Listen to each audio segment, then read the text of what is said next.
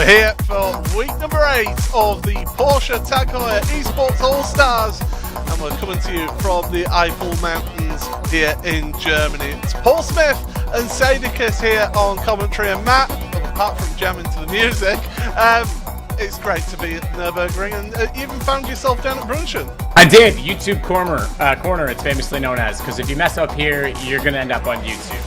Pretty well known. It was the first place I ever laid eyes on this track from, actually. I was driving down the back roads to arrive and looked to my right, and the parking lot, which is just here, or I guess here. I should learn my left and rights. That's where I stood the first time I stood beside the Nürburgring. So it's cool to be positioned in this corner today, and no doubt there'll be lots of action through this third sector, because this is where you want to start to get close, you know, make not a move, but get in tight so that you're ready to draft on the Heuer. Yeah, this is going to be a unique race weekend for us here in the Porsche Heuer Esports Supercup, and first of all, we've got the All-Stars, and these All-Stars, they're getting to attack this circuit. It's in the GT3 car, Porsche 911 GT3R. I mean, what a machine to be racing around this track. It's an unbelievable track to drive anything, and even a lawnmower, a tractor. You're still going to have a good time around this circuit. There's such a sensation of speed, that horsepower, driving a car like this, incredible, but you can be in anything and have an amazing lap and experience around this circuit. As you see it on your screen, massive length, 25.94, I should say, including the GP layout. Obviously, we're doing the VLN layout today, so we're not going all the way down through the Michael Schumacher S's and the hairpin. Cut a little closer to that and head back out onto the Nürburgring. And yeah, unbelievable track to be in. Obviously, this year at the N24 on iRacing, the Nürburgring 24-hour race, the Porsche was the car to beat, even in top split. Even though Coanda had some issues, they certainly had the pace. So this is going to be a pretty comfortable race, hopefully. The right car for the right job for the All-Stars. And it's a car around here that's proven that it can cope with the bumps around here as well. Yes. It's one that can really handle that, and there's plenty of those bumps, even a few places where you actually launch into the air as well. But speaking of the car, we'll get a look at it as well, because it is a magnificent machine. It's the second round that these drivers are going to be racing this particular car. 550 horsepower from that 4-litre engine. I mean, makes a terrific noise as well. Oh, phenomenal noise, especially when it's completely revved out, heading down into Tiergarten on the Heuer, and you're maxing the revs, you're in the draft. Yeah, there's nothing better than the rear engine of a Porsche. They certainly do make a very, very, very good soundtrack, and yeah, I love the GT3. It's a car I really do need to spend some more time in the game. It's got a different driving style, obviously, with the engine placement than all of the other GT3s, but it means it rotates very well, and it certainly has circuits that it shines at, and this is one of them. So will be a ton of fun to watch them, obviously, for the Porsche Heuer Esports Super Cup a little bit later on after the All-Star races. They'll still be in the Porsche Cup car, the 992, but here's our lineup for our championship lineup rundown of the All-Stars. Yeah, absolutely. Quirk still hanging on to the lead of the championship, even though he had that big dramatic moment in the second race last time out at Spa-Francorchamps. Emily Jones is there in second place, 33 points behind, with Bose not that far behind either. No Dan Suzuki here today. Unfortunately, he's busy moving house, but Xavier Sanchez, Heike 360, he's still in with an outside shot of this championship. Absolutely is, yeah, and that goes down to consistency for him in a lot of ways, because the only win he has on the season so far was actually at his home circuit de Catalunya de Barcelona. So I probably said that all wrong. But yeah, Barcelona was where he obviously had that great success. And it's great to see Borzazo up in the mix as well, because we know he's kind of been up and down this year. He's changed from being all class with the tie and the suit to all sass with the tie around his head and the ninja headband, and it seems to be paying off for him. And Emily hasn't quite run away as much. I mean, Tyson's been very competitive all year, as he always is in iRacing. Oh, he certainly is. He's a tremendous driver, and somebody who is always worth a watch as well on his Twitch stream. That's an understatement, I think, is what I've just said there. But I'll tell you what, I once raced in a race against Tyson here at the Nudge on the combined version of the circuit. He ran out of fuel on the last lap. Ah, we didn't drag that clutch enough. Not enough fuel saving. Oh, that's too bad. And the thing is, in the next race that we were in, he was in the same race. I got on the radio just before the start of the race. Hey Tyson, you got enough fuel? And I had my spotter was watching his stream, and he says his face just went. Why didn't you push him? You could have been the bro that just like gets in behind and just pushes him all the way down the straight. I was busy waving at him as I went by. I like it. I like that. No, that's good. I mean, look, it's part of the strategy here. Certainly in the N24 as well. You can't get too many laps in on a full tank. The stints are in time duration and fuel usage the same as any other track. It's just such a long track that you could very easily make that mistake, because usually you try and stretch it out a little bit. It's hard to overtake in sort of the Nordschleife, other than sort of Dattingen-Ho. A few spots, Kesselchen as well. There's a couple spots you can make moves, but yeah, you definitely want to be set up so you can save in the back half and then attack late. So, oh well, made the mistake and learned, I guess. I certainly did learn, and something that you can learn as well. If you want to take part in racing on iRacing and they end up on the track with myself, then unfortunate for you, but you can do that right now. All new memberships, head on over to iRacing.com and get yourself signed up to iRacing and come join the community. Fantastic community of racers, and it's always race day here on iRacing, and it certainly proves to be that way. And yes. Even you might even end up in a session with a streamer as well, and get a bit of fame. Yeah, well, and on that note, Paul, I should address this, and I haven't been asked to, but I will. Look, a lot of people saw last week, obviously, I intentionally wrecked. I did speak with iRacing about it. They treated me the same as anyone else, as they should have, so I did get a ban, and deservedly so. I think that was the right decision. Obviously, I had a long week, not to make excuses for it, but didn't handle it the best. So, hey, look, fair play. And I was the first to stick up my hand to iRacing when they reached out and said, treat me as you would anyone else. I don't want favorable treatment. That's not fair. So they made the right decision there. So just in case anyone was wondering what was going to happen there, no, look, it was the right call by them. So just to clear that up. But yeah, apologies for that. Do as I say, not as I do, I guess, and obviously keep things a little more calm than I did in that moment. Just got to be slow like me. Yeah, or just quite not fast enough like me, apparently. But yeah, so we're just getting ready to give you qualifying here in just a few moments' time for the All-Stars, and they've got a real challenge here because it's only one lap. Pretty much every other track that we go to on this calendar, they'll get 2, 3, 4, 5 laps to be able to qualify. Here, it's one opportunity.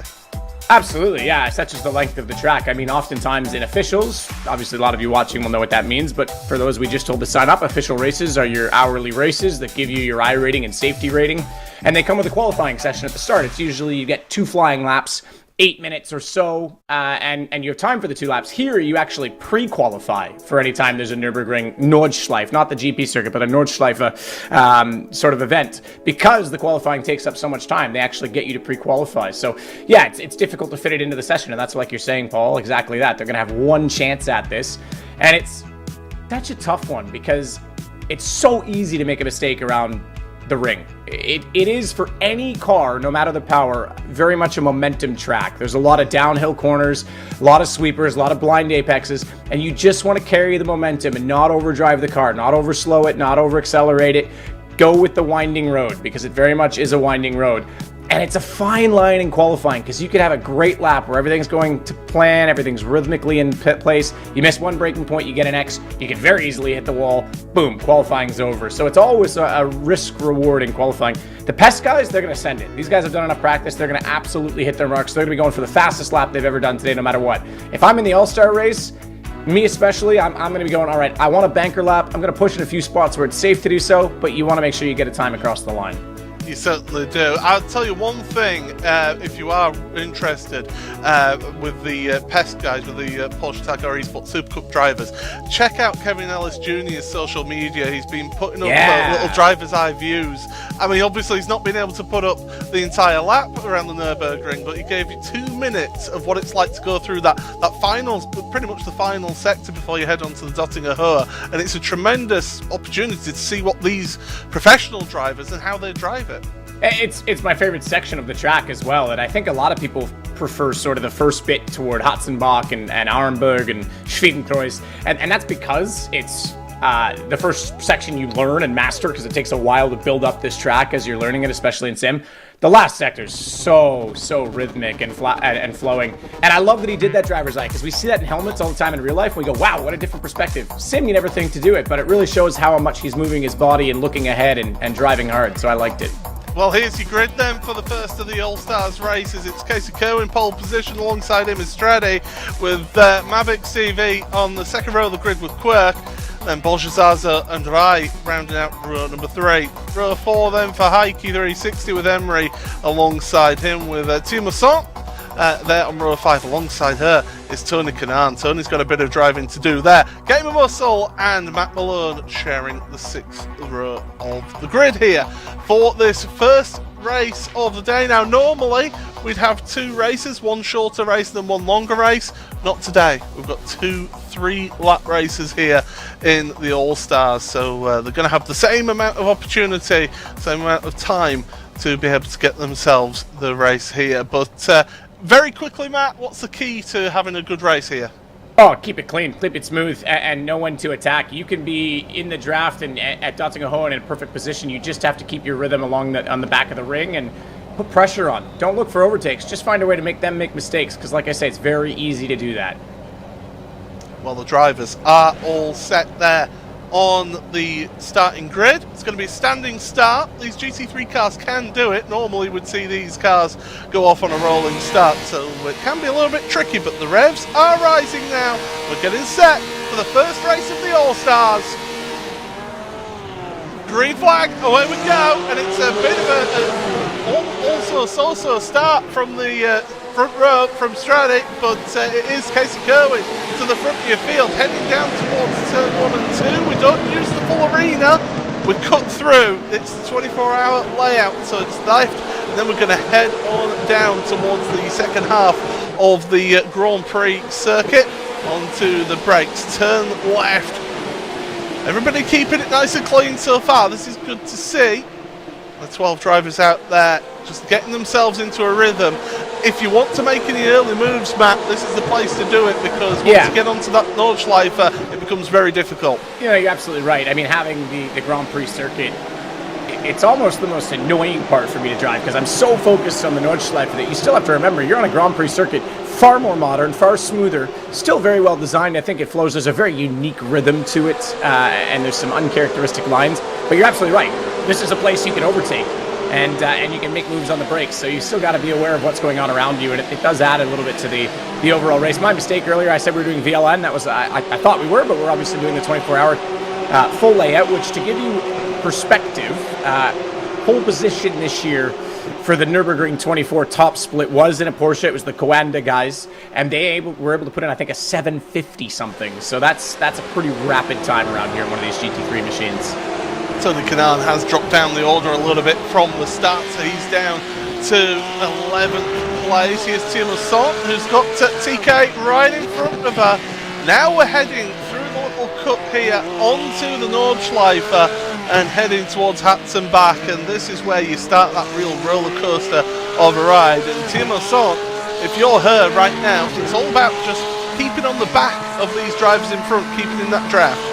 Absolutely, and there's a bit of aero wash, so the corner we just went through, fast right-hander, you can do it flat. This is the first real exciting part of the track for me, heading through Hatzenbach, these complex back-to-back apexes. You can take a little more curve than that on the right if you want, but you don't want too much exit curve. As you see, Tony avoids that. That can really unsettle the rear. In the dry, in real life, you don't usually use that inside curve either. It doesn't really change much. That's more of a rain line. They use that to hook the car because there's so much grip on the inside with the cobblestone, but Tony's going to use it a little bit, and then here we go. Flat out down towards Flugplatz. Well, that's just gone through Flugplatz. They're heading through Cottonburn and heading towards Schwedenkraut, the fast left-hander. In some cars, you're giving it a little bit of a dab of brake just to get the front end settled, and then into Arnberg, this right-hander. One of the few places on the Nordschleife where there is a little bit of runoff, but you're coming in that fast that if you have an instant there, you're heading to the barrier anyway. The cool news with that corner is, you can come into it and attack the apex under braking. Because it kind of cambers in and it heads downhill, you're going to get good acceleration and momentum out of it. So you actually can give yourself a bit of leeway and not necessarily have to brake all the way in the left. If the car starts to get loose, I call it Schwedenkreuz, Sweden corner, because if you mess up there at that speed, you're going to end up in Sweden. But it's very much you can let the car have a breath and use that braking point to collect it. So it's kind of a cool corner, Armberg. I think there's a lot of different lines you can use as long as the momentum on the exit is still there. Yeah, we've been through Adnauer Forest already and heading through towards Kallenhard right now. And these drivers, this is just now them against the track, whilst also trying to stay behind the car in front. So it all gets a little bit tense out there. And we're heading towards miss, hit, miss. And tricky corner, you take a lot more speed than you imagine, but then one time in every 10, you're going a little bit too quick and you're ended up in an accident. Yeah. I feel like I'm saying that a lot around this track, to be honest. Oh, that happens all the time here. Not even just in iRacing. You're absolutely right. It kind of is a decreasing radius corner. So even though it's miss, hit, miss, you have to let the car, be patient with the car at that first apex that you stay sort of the car width off of, because you still are turning in. You're still increasing the steering. So if you go too hot, you're absolutely right. Not only are you going to miss the apex, you can't possibly dial in more steering, and then the wall comes at you very, very fast. Through the Lauder Links, then in towards Bergberg, and this is the important corner here for an overtaking opportunity. Get the slingshot out of Bergberg, head up through Kesselchen, and carry that speed, because you're going to use the slipstream. Here we go. Mavic's trying to get past Stradi. Stradi though, it's got that inside line. You've got to be cooperative between the two of you, or else you have one huge accident here.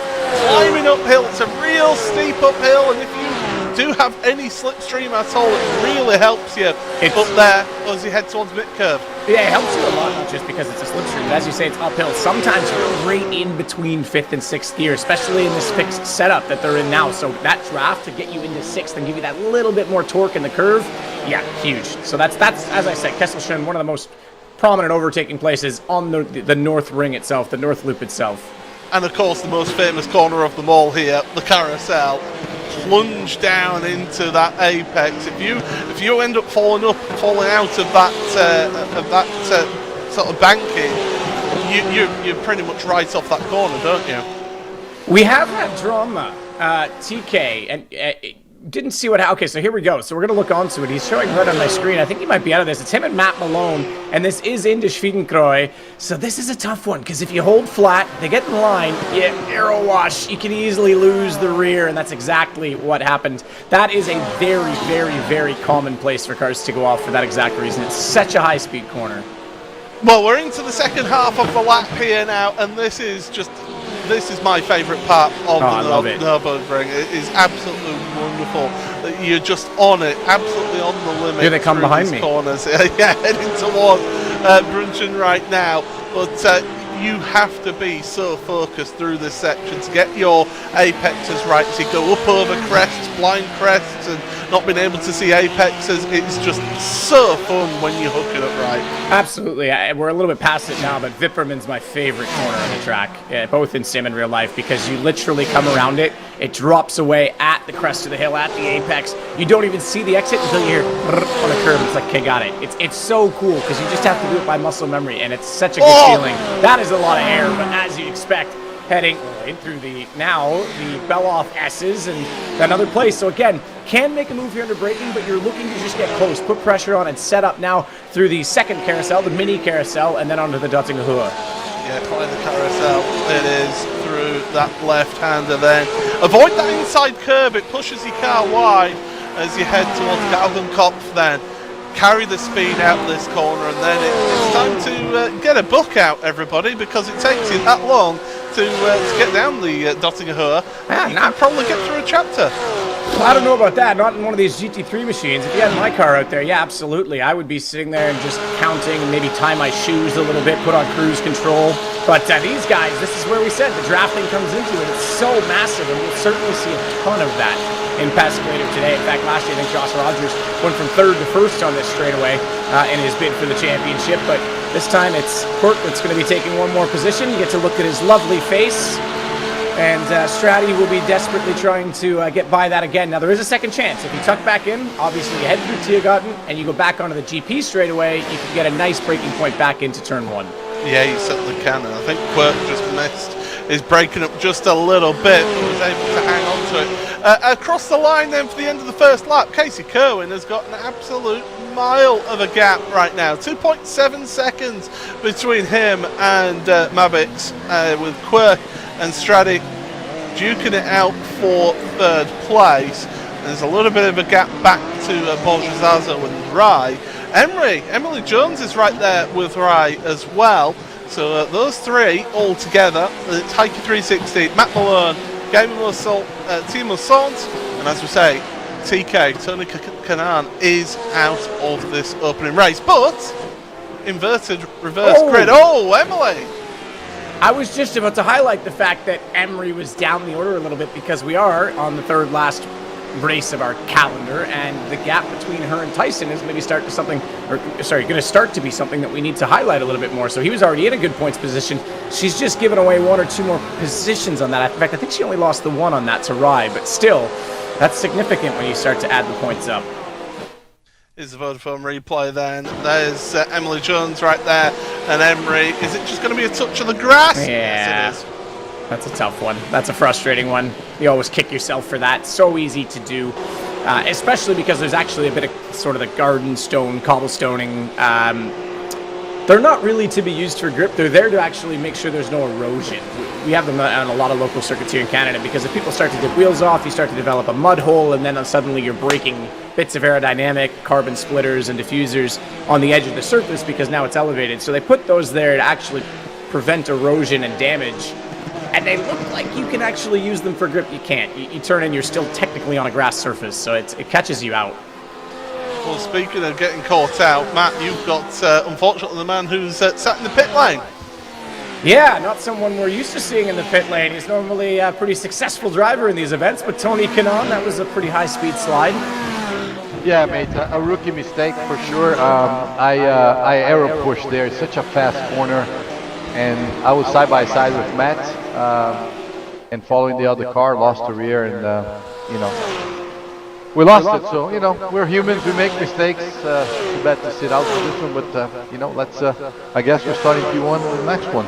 That's the good news, I suppose. Have you been to the ring in real life? Surely you must have been over there at least once. Yeah, I've raced there the Opel Lotus back in the day, but not in the long track. So I actually not very familiar with the full track. So I'm still struggling. I've tried to learn a little bit, but so we'll see. It's going to be interesting. But I love the track. I think today. It just gave me the motivation. My race car driver instinct says, you know what? Now you got to learn this.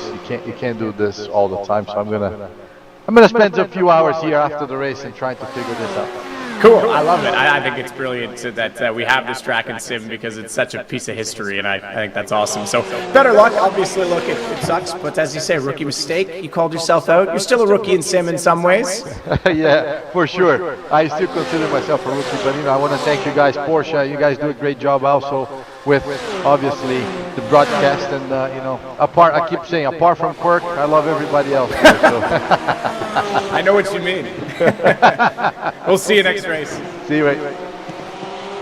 Totally get what he means, Paul. Quirk's one of those guys you love to hate. He's so damn fast. I've been in a few races with him lately, and I'm always like, he didn't even qualify at Laguna for a chance to just go from last to first, and I was sitting there struggling with all my might, and I think I was only 3 positions ahead of him still, so he's a quick dude. Well, I mean, could you imagine what a dream team that would be, say, the Kist and Tony Kanan racing around the Nurburgring like that. Yeah, I think we'll have to talk deals. Obviously, I get a 10% cut for the idea our grid girl and our pit manager. I'm down with that. Well, let's just get back to the racing here, because Casey Kerwin's now got 3.6 seconds. That gap just keeps on going out. I mean, Casey, ever since he's come into these All-Star events, he has just been as quick as a whippet, as we'd say in the north of England here. Oh man, he's been phenomenal since joining the series. Yeah, he's got a very consistent record. I said he's probably mathematically out of the championship. I didn't actually look at the maths today, but if he wins everything from here until the end and some drama hits, who knows where he could finish. But it's been a great addition, KC, to this championship, and I think he's a very skilled driver. He's so capable in everything, and he puts a lot of time into iRacing. I think he's a great ambassador for the game, and I've been watching his stream more and more since he's been working with Daniel Morad on Oval stuff, and obviously Daniel's Canadian, so that kind of drew me to him as well. And yeah, great personality. Well, we're looking at Matt Malone, speaking of personalities. He's heading up now through Kesselchen, and he's got... He has and he hasn't got the slipstream of Emily in front of him, but Emily Jones, she's trying to get herself back up into at least 7th place, but then there's a bit of a gap between look at the movement there in that car. I have had that happen in real life, because that corner, you think, okay, I'm uphill, it's not that fast, I can turn in. There's still a bit of a rise, and you are traveling at a rate of knots. That is an easy corner to lose it, so good commitment from Matt. Yeah, certainly. You can see the amount of steering input that's going into these cars. It shows you the real challenge that these drivers have on their hands. And there we go. He's fallen out. That's a second, at least a second you lose just like that. You just can't stay on the throttle. You got to really let the car settle before you can even turn it in again. Yeah, it's interesting as well in iRacing. More than, and maybe it has to do with the grip of the, the full slick, the aggression of the GT3 cars, more than real life. In real life, they tell you to keep all 4 tires on the concrete so that you get a full contact patch and you're fully in the camber. iRacing, you can actually hook the lower asphalt below just the concrete and still get a ton of grip. So there's actually a bit more leeway, but you really got to make sure you don't outbrake yourself heading in, or you just completely lose the whole corner. It's gone. Well, here we are with Tyson Meyer. Quirk, he has been slowly trying to catch up to Mabix, Marco Bischoff. Of course, him and Stradi joining the series from last round of the All-Stars as they go over the jump there, up over the crest. And then this is my favourite part personally, the Beloff S. You just full throttle, plunge downhill, the car almost bottoms out the bottom of that hill, and you're still just a real roller coaster through those corners, whilst avoiding the curbs as well, because those curbs will unsettle things. They'll unsettle things, sure. It'd be interesting to ask someone who's driven more of a GT3 car in real life here how much so. I know that in stuff that I've driven around here, there's times, and I'm sure every single driver that's done it thinks, I can keep this flat, I know where I'm going, and they end up with 2 wheels over the grass on the left side. Like, it happens so frequently, and you're right, the lower the car, the more aggressive the aero, the more it's going to unstable it. So I'd be interested in knowing that from a GT3 perspective, but it is best to keep it off that. Oh, look at this, see, the straightaway, we told you, they can just play games. They should call each other and ask, how things are going in the race, and then maybe get back to it, because we got another 25, 30 seconds still.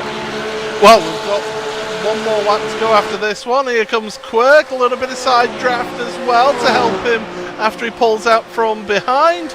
And now Mabix, this is what you talked about, isn't it, Matt? You can get that second shot of slipstream if they make that overtake too early. I mean, you can do it right now, exactly that, into Tiergarten. So on the last lap, you might also be looking at so tough you commit so much through these 2 corners. It's bumpy, it's tough to outbrake each other, and you can very easily get it wrong. This lap, he doesn't need to be that aggressive, because you still have the full front straight and turn 1. Cross the line, you start lap 3. That's why I say in the last lap, sure, maybe. But right now, he's smart to try and just tuck in. Now, either Casey Kerwin has made a mistake or he's extremely bored at the front, because look at the rate of knots that these drivers have closed up here, because Quirk, fastest lap of the race, it was, almost about 3 and a bit seconds faster than Casey Kerwin this lap. Yeah, and 2 and a bit faster than Marco. Obviously, that draft would help them significantly. They're racing at about the 8:10, 8:11, 8:13 for Casey that lap, pending the mistake, with a fixed setup and a fuel sort of weight that they can't control. That is actually about the pace of what the N24 was top split. They were, I guess, mid-8s to low 8s at times, but that's like the best drivers in iRacing on their setup. So, I mentioned that qualifying time for Coenda. They were never going to touch that with a fixed setup, but this is impressive times from these guys at the front. Yeah, absolutely. They're doing a sensational job. I mean, even Stradi as well. He's doing some good times out there. Bolshazazo 8:15. Here's a replay, and this is what's happened to Casey. So I asked, was it a mistake or was he getting a bit bored? The answer is it was a mistake, and he even hit the wall there. So a little bit of side damage to that car. That'll be that's significant. That'll possibly be a sitting duck down the Dottinghoa. Straightaway damage, around here is massive. You mentioned it, that the Porsche is so good on the bumps here. There was a few cars pending setup, people going too low or too soft, that take damage just from the curbs. So the Porsche is pretty bulletproof. Not when you do that, unfortunately. So we'll see if Casey can hold it. If he can Oh, he's got bent wing as well. Yeah. That's going to be hugely significant. If he can somehow manage a gap and have a very clean lap, even with, again, it's momentum-based around the ring. There's going to be a bit of aero wash for Quirk right now. He's going to need about a 2-second gap going under the Datsun Heuer if he wants any chance of holding them off. Well, and this is it, you know, if this is where you need to make up that time in the corners. Fortunately, there's plenty of corners around here, 170 that the drivers are going to be racing around here on this particular layout of the Nürburgring, the combined layout, as they head up towards Floodplatz once again on this race. It's a final lap. 3-lap races here, up over the rise there, not quite catching air like the old Formula 1 cars used to, up over Floodplatz, and you look back at the footage of this circuit over the years. It's changed, but it's not changed that much. Well, absolutely. I mean, there's the carousel never used to exist. That's early. I mean, we said damage. This is one of the long straightaways. Get a run into Arnberg and down, or rather, excuse me, out of Flugplatz and down into Arnberg, and inside you go. Great respect between the two. Lots of room in that corner, to be fair, to allow this. But this down to Foxhole, side by side through triple apexes. Wow, Casey, great drive to allow him to hold this off, and this is a tough breaking point. This is a scary breaking point to get wrong. They've got to hold it on the outside. Quirk just does it. Casey gives him the respect and doesn't hold his foot in. It actually backs out a little bit to leave room, so that's good racing. It's the fact that Quirk had a big switch on the exit of Schroedenkraut as well, going in towards Arenberg, as here's the double box for you then. So the race for the lead at the top, we've got the race for 7th below, and so Emily Jones right behind Rye, not being able to make any moves so far. She's wanting to move forward to try and get herself as many points as possible, whereas Quirk now, the championship leader, is in the lead of this race. But Casey Cohen behind. He won't give this one up. He won't give this one up at all. You can guarantee that. And Mabix, he's a little bit of the dark horse here. What can he bring to the table? Yeah, the interesting thing is he was falling off on pace from Casey, and Quirk has caught him and passed him, but the draft favors the people behind, obviously, on the last lap. So he could be positioned well. The problem is if Casey continues to drop off at the rate that he is now, he may not have a chance to get Quirk back. If he can get by Casey, somehow clear him, he may have a chance at it. And obviously, they've still got the Kesselchen straightaway right now, and that's his best chance to do it. I say right now, after they obviously come out of Bergwerk, which is a pretty significant corner for that reason. Yeah, so as we head on into Bergwerk, let's have a look then at the replay and watch the steering wheel. That's going to be the key thing. Watch it on the exit here. Round the outside, you're on the dirty line, and look at that big moment, sawing away at the wheel. Does well to hold that. He does well to hold it, but the key thing for anyone who wants to know is don't fully lift. He didn't get off of it. He didn't let the rear wheels slow down and allow the diff to be a difference. Casey's gone for it. He actually gets a draft out of this. And the fact that they're side by side, hang on, because Marco's not going to get the run he wanted, but Quirk's going to have to hold this. Oh, this is tough in here. Who's going to commit the most? I think Marco gets a chance for a run. He absolutely does. And now they've got to hold the right-hander. I imagine you can still do it flat in the GT3 with these setups, but it's going to be in the braking in toward the cholesterol. It's going to be massive. This is just absolutely incredible racing at the front here. Casey Cohen with damage. He's still got a smile on his face. He's just lost 2 places on this lap, but he's still fighting hard for that win. He's not out of this one yet to go through the carousel.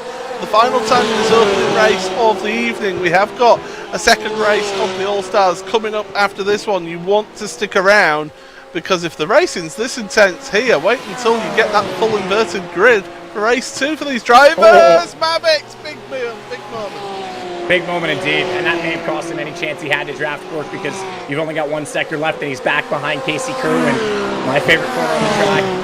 Up ahead in this sequence, if you can get a run through Vipperman, you might be able to stab it on the inside for Brunkshin 1, but it's such a tough position, you really have to commit. Here's Vipperman, up over, catch the outside, don't go too wide, and not quite enough on the curve to get a run. Casey pretty much nailed it as well, so difficult. These drivers absolutely on the limit here, and again, big moment for Mavix. Had to back out with the throttle. That just allows Casey to pull away just that little bit. That gives him a little bit of a respite. Meanwhile, Quirk at the front, 1.4 seconds in the clear. He is almost comfortable and away from any slipstream at all. Casey though, giving it everything. You can see the back end sliding just slightly. Down, plunge downhill into the Beloff S here. Don't touch those curbs. And he doesn't. He keeps it clean, but 1.5 seconds, you're asking a lot there. I think you are. I mean, I think Casey's a sitting duck in the dosing hole, if I'm completely honest, but I think Quirk's gotten away with this. And I mean, Casey's full committed, even with that damage. Look how much he's smoking the curves. Nails the inside apex at the mini carousel. Took full exit at the previous corner. And I mean, he's doing everything he can to keep this car competitive despite the damage. But Quirk's too far gone, I think, for either of these guys, regardless. And it's really just a matter of whether or not Marco can get a run. Well, this is the view from Quirk's car, and yeah, indeed, Casey is not close enough to get that slipstream, so he's got to be worried about Marco behind. Mavix in third place has got the opportunity of getting the second step of the podium. Quirk is just busy just chatting to his audience, but here comes Mavix then, past him down the Dottinger Hut, heading towards Tiergarten for the final time in this open race. Can Casey do anything about it? The answer is no. Even if it was better on the brakes, you can get a good run out this corner, but with that damage, it's going to be much. But look at Quirk, bottom right-hand corner of your screen. He's happy, he's delighted. Little clap, and across the line he comes for the win. And Mavix just gets that at the line ahead of Casey Kerwin. Straddy, good fourth place for him. And then we're going to have to wait a little while for the rest of the drivers to come across the line here. The gap back from Tyson was 1.8 seconds to both cars. It was 1.812 and then 872, so 0.06 between them at the line. That's pretty remarkable. Casey gave it his all, considering the damage. As we look back in the Dottinger Heuer, as Mousson going to be heading down in through Tiergarten. This is so fun. You head down into that compression, your stomach absolutely gets pitted in your body, up over the rise, and then such a committed braking point. Use a little bit of that escape road up over the white line, and then through it. It's a really fun corner, considering you were heading at it at about 340 kilometers an hour. And Thierry Mousson actually finishing 10th ahead of Gamer Muscle. James West ending up in 11th place. Worth noting, Emily Jones ended up in 8th place in that race. Did not have a good final lap of the race. But there are your results, and it is Quirk from Mavix first two with Casey Kerwin. You can see how close that was, just 6/100ths of a second between the two of them across the line. Straddy then in 4th ahead of Bolgezazo with Heike 360 in 6th place. It's a Spanish 4th, 5th and 6th for them. And then Rai from Germany 7th place ahead of the Australian Emery. Matt Malone and Thierry Mousson round out your top 10, and then the final two on the field. James West, Gamer Muscle and Tony Kanaan are the final two of the runners here in that opening race. Well, I mean, we had a bit of excitement. I said at the start of the broadcast, didn't I? It's going to be different racing here around here, Matt, because you can't do your traditional style of racing. It's a different style of racing here.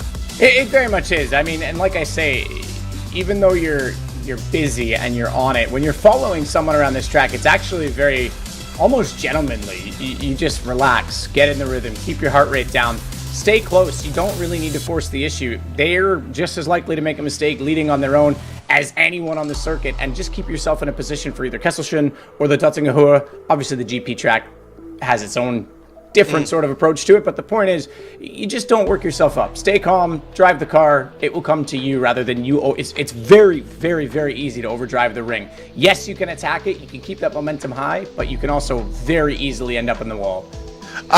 I'll tell you what, I once did a touring car race around here. I was bouncing off of curbs and everything. I was pushing it to the limit, I ended up winning the race because of the draft down the Dottinger Heuer. But the driver in front of me, he was just nice and calm. He was fast. I was getting everything I could out of the car. And it's a track you almost, it's mentally speaking, you drive slower to go faster. You just settle into the rhythm. You can still smash the curves, fly over, Flugplatz, through Schwiegenkreuz. You're still attacking.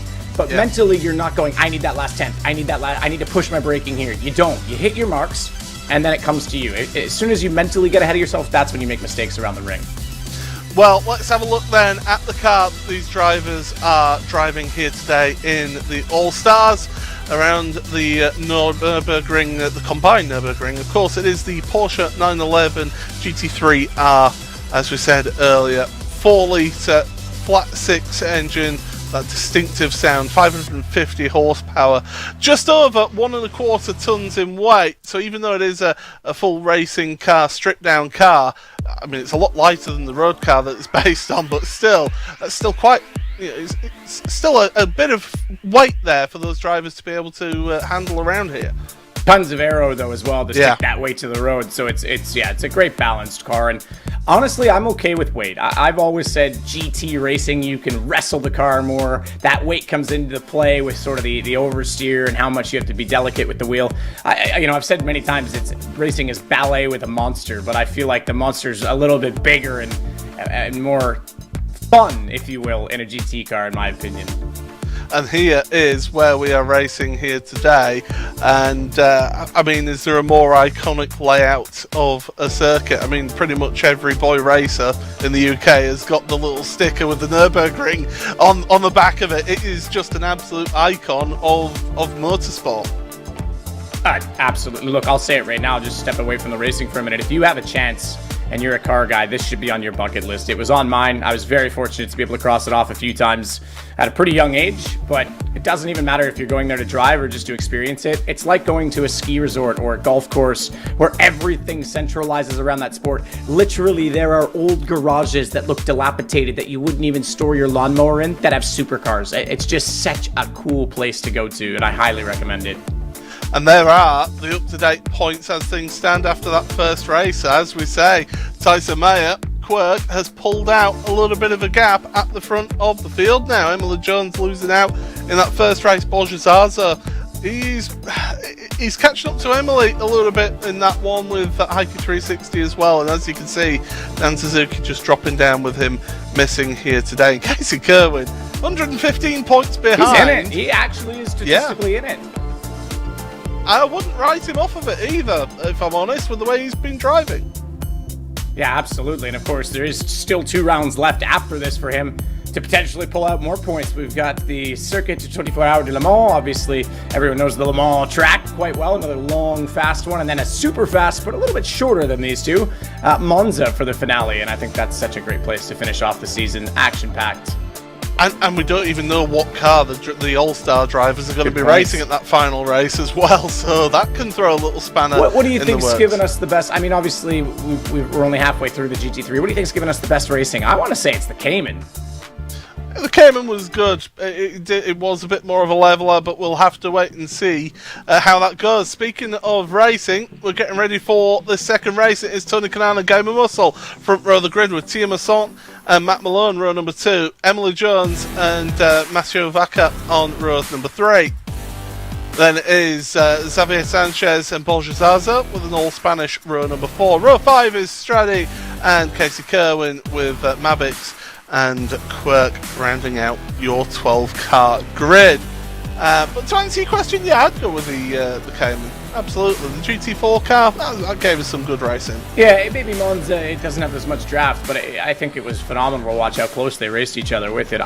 All 3 of them are such great cars to drive that I wouldn't be angry with anyone being voted in. I'm just food for thought, I guess. Well, the drivers are getting ready for the start of our second All-Stars race here. Revs rise! Green flag, we're away. Once again, it's a good start from Tony Kanaan on the front row of the grid. And Gamer Muscle is jumping out the way already. I mean, that's one way of making a start, I suppose there, James. But down towards the chicane. Oh, there's contact. Borja Zaza making contact with Tia Masson. Heike 360 is around. We've got 3-4 cars wide. This is getting a little bit excited at the start here. I think they had their calm race, first race. Heike's damned if he does, damned if he doesn't. He wants to stay inside of that exit curve where the arena rejoins the circuit at that point because he doesn't want the 1X. But if he looks in the mirror, maybe he just opens it up and runs wider there so he doesn't get touched by anyone and he stays clean. It's a tough one. You know, he's really trying to do the right thing as per the limits of the track, but it's the wrong thing in terms of how many people were behind him still arguing and squabbling for position. And look at Quirk already, he started at the back of the grid up to 7th already. He's made it halfway through the field. Tia Monsant getting a little bit bullied, and around she goes. That's at the Schumacher S. Keeps it out the wall though, that's crucial. She can get back going and out there on track. And that was, I believe it was actually Mavics that she was side by side with. Yeah, too much curve on the entry. It's a tough one because you can use that curve when you're solo, because as you come off of it, you're straightening out the wheel and therefore taking the forces out of the tire. There she has someone beside her. She has to hold it tighter, so the landing back onto the tire is going to overload it more, and she probably has to lift a little bit to keep that room and not understeering into them. So yeah, car just can't do that. Too much to ask of the tire all at once, and around she went. So Tony Kanaan is almost 2 seconds clear at the front as they get on to the Nordschleife. It's Matt Malone, second place, Emily Jones and Stradi. Now Stradi was putting in some good solid time. It wasn't the pace of the leaders in race 1, but still, with this reverse grid, this is a tremendous opportunity for Javier to move forward and maybe challenge for a win here. Oh, highly possible. Yeah, I mean, it's such a difficult circuit to overtake, and like I say, mentally, you don't worry about so much what's going on behind you. You know, just drive your race, hit your marks, keep yourself calm. That's all you have to do around the ring to stay in contention. As they head towards Floodplatz once again up over the rise. Tremendous shot. We've got 2 wide going into Floodplatz as well. You've got to have that bit of cooperation between the 2 of them. I think it was Bolgezazo and Quirk. As here's Emily Jones now looking at the outside of Matt Malone. And we've got 2x2 formation. Oh, this is asking a lot. Through the left hand, and they go onto the brakes into back, and big moment. I think that was Rye. Rye, yep. Gone. Just, I think, ran out of room in the braking, got too far to the left, and just couldn't get it stopped and keep it under control to get to the right. Off he went, lost the rear. That's a tough one, certainly. It's still too much turning going on with that much braking that was required. So couldn't open it up either. Couldn't straighten it out. Like I said, you can attack that, get in that situation, and brake to the apex, but he still had a car on his right side. The drivers head through Adnau Forest then for the first time in this second race of the evening, and Tony Kanaan has been reeled in by Matt Malone. There's now just a 10.5 between the 2 of them at the front, and all of a sudden we've got a 7-car queue for the lead of this race right now. As they and this is the problem. It is going to be this is going to be it now until they get towards the exit of Bergberg. Well, we'll look back at the start where we've got that moment then, and obviously this is the incident with Tia Monsant heading into turn 1.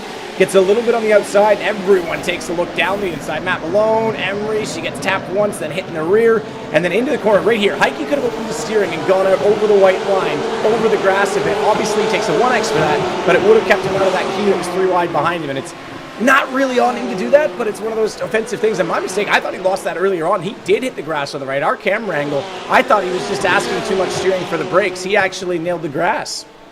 And everybody is here together. Look at this. Emily Jones with the run out of Bergwerk, then climbing up the hill. And the problem for everyone behind is, whilst those 2 are side by side, nobody can get past, and they've got the draft. Well, we're not quite at Bergwerk. We're just there now. That was Laura Links. Yeah, we were coming out of X-Mule, and sticking your nose on the inside with that Camber King. I really thought Casey was about to big pull off in front of him. Well, they're heading uphill now, trying to use the slipstream then as we get towards Kesselschan. And Stradi, he's looking dangerous, having to back out of it. And that's going to have a ripple effect down that queue of cars, is that the car in front just backs off and it's just down. Here's Emily Jones's point of view, looking back. Here comes Stradi, and he's got a whole host of drivers trying to get past at Mutt Curve. Not quite getting past us. So Stradi makes it up to 3rd, TK down to 4th. It's so difficult because of the rear diffusers, and with Porsche even more so because it's rear engine. I really wish GT3s had a way of making the rear bumper more of a bump draftable target. Side exit exhaust is mandatory. I know a lot of the other cars, I mean the M4 now has it right up behind the wheel arch of the front wheel. The rear engine, obviously, you'd have to run the exhaust forward to do that, but I love bump drafting, and I love the whole aspect of GT3 cars being able to do that. It's just really so fragile with the carbon now, and I think they got away with that one. Not a lot of damage, but it's not hard to take aero out of a car in front of you just from a tap like that. Oh, TK! Oh, that's Tony Canard losing it into the wall, and he's dropping down the order quickly. Oh, it's not been Tony's race. I mean, he admitted to us, didn't he, that he's not got a lot of experience around here, and I think that's showed right there. Yeah, unfortunately, and considering that, it's one thing to know your left and rights around here. It's another thing to know the bumps, and yeah, that's unfortunate. Just in the draft, onto the grass, trying to do what he can. Casey's behind. I mean, this is it's one of those tracks that there's so many nuances when you're actually in a race, and considering he doesn't have a lot of experience, his pace was actually quite impressive. Yeah. But hey, like he said, he wants to drive more after stream, and I know it's a frustrating track to learn. It took me probably as long to learn as I've been driving it in total, and you still learn around this track all the time, but it's so worth it. If you're someone who's been frustrated by the learning curve of this track, do it. It's so rewarding to do a clean lap around here no matter what you're driving. Yeah, and usually for me something with considerable oh my goodness, that's a huge incident. That's Matt Malone, that's Emily Jones, they're both off now. Well, we've got cars dropping like flies here because Matt Malone's taking a tour. Yeah, it's the stacking, unfortunately. The reverse grid's causing them a bit, and they're not quite... There is a bit of a discrepancy in pace of about 15 seconds on the grid today, and I think a few people are lifting or slowing a little more, and it's not that people are trying... Oh, look at him, he's loving it. He's loving it! He's having a great time with that accident. Apparently, I should say. Maybe he's laughing at himself, I'm not sure. You know, better to laugh than cry. But it's probably not, you know, anyone being over-aggressive. They're just catching each other out with the stacking right now. Well, here's somebody who's stacking up behind the leader. It's Quirk. Nips out to the driver's right-hand side, down the Dottinger Heuer, and Casey Kerwin is there for the ride as well. He's going to come to the left. Straddy, you've got to be really careful between the two of them. But Quirk, he started last. Yeah. He's in the lead, but here's Casey Kerwin. He's determined to not let him have that lead at the end of the lap here. How has Quirk done that? That's the lap of dreams around the ring, but you're right, he might not get first. Good racing room. Casey holds enough speed, and well played between the two of them. Casey's going to take the run onto the front straight. Again, turn one will be a spot, but that's a heck of an opening lap. That's a YouTube video for Quirk. It certainly is. Get his point of view of that and just watch that back. That was tremendous to see. Quirk to the outside of turn number 1. Does give you the inside for turn number 2. Not alongside to be able to make that one count. But right now, these drivers, the three together, it is Casey Kerwin, it's Quirk, and it's Straddy, and they're going down towards the bottom half of the Grand Prix loop. And not that far behind again is Mavix. He's loitering with intent. Yeah, not wrong at all. Straddy also had decent pace in the last race, just couldn't get through as much. This is lovely. Watch. In the air we go. He loses the rear on landing, then too much curb. And then a bit of a lift, I think, to try and save it. And poor Emery never saw that coming, gets into the back of him. And yes, Jim would be saying, I'm sure it goes better the other way around. Friggin' Jim, I swear. That guy hates me. But, yeah, you can't park there, sir, that's for sure. But as these drivers heading towards the end of the Grand Prix loop, I think right now, if you're Casey Kerwin, you just sit behind. Not Casey Kerwin. If you're Quirk, you just sit behind Casey Kerwin right now. Oh, 100%. Wait until the last lap. If anything else, you just sit there and wait. Be calculated. I mean, obviously, if Straddy's able to hold on and get by him, he's going to have to defend that and maybe go for a pass. But you're right. He doesn't need to force the issue because Dottinger is so strong for that as long as he stays in touch. So we're looking back. Okay, so this is down towards Tiergarten. Remember, Emily Jones has already had drama at this point. Matt Malone's already disappeared, and Heike inside. Oh, the bump at the apex right there. Yeah, that'll catch you out. That's tough. That's a tough one. And poor Heike took out Boris also with them. And incredibly, that means that James West, I can't believe I'm saying this, is up to 5th place ahead of Emily Jones. Could you say that sounds a little fishy? It does sound a little bit fishy, absolutely. I think he's been... Cue camera. Yeah. Yeah, I think we're asking a lot of the production to get it that quick on command, but yeah, that was that's crazy for me that James West, who's admitted he's not the fastest around here, is He's up to 5th place now. It's survival of the fittest out there, and these drivers are showing it. And one driver who, unfortunately, hasn't shown it is joining us in the commentary box. Yeah, Matt Malone. Monza's in 2 races. You're not supposed to be in the commentary box during a race yet. No. Well, my race ended a little bit early because the Porsche wanted to take flight there. Well, apparently you were laughing to death afterwards. What was so funny, Matt? Were you laughing at yourself, or was that just like a hilarious incident for you? I don't know. I was confused. Well, yeah. I mean, I know it's just a matter of time before the fast guys catch me and everything, but I'm trying my hardest, and I'm in a full throttle section part of the track, and I hit that one. It's not even really a jump, but for whatever reason, I was launched. The front of my car had zero contact with the track, so I couldn't turn. And by the time I landed, I was on the right side of the track, and by then I'm all out of sorts, and I lost it onto the curb, and it just went to mayhem. It just went from complete focus to mayhem, and I'm in the pits in like a matter of seconds. And it's just, what are you gonna do? If I don't laugh, then I'm crying. You know? Right, that's exactly what I was saying too. If you don't laugh, you'll cry. You might as well shake it off. It's a fun circuit, though, no question. I mean, I'm sure it's nerve-wracking when everyone's behind you and you're just trying to hit your lines. Oh, yeah. It's really you versus the track.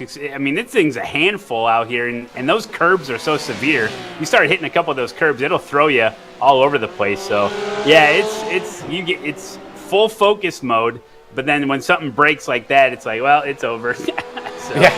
It's crazy. It was fun, though. Oh, it's good. I mean, we're just warming you up for the commentary box, like I say, so... Perfect. Well, it was good to have you, I guess. I mean, it was good to have you on track. It was good to have you join us for the interview, too. I don't know which you'd prefer right now. Oh, I'm beat. I think I'll just chill. Sounds good. All right, guys.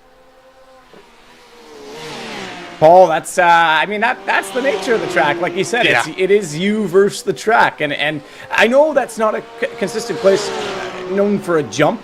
You obviously know that Flansgotten's very common because of how quickly it drops away. Flugplatz actually means airfield, and it used to be where planes would take off down that straightaway, and the propeller planes had an upward trajectory to get airborne. But that corner is famous for the rear end getting light and being lost, and that's sort of what happened. This is Strati maybe overdriving to try and stay in touch, unfortunately loses out.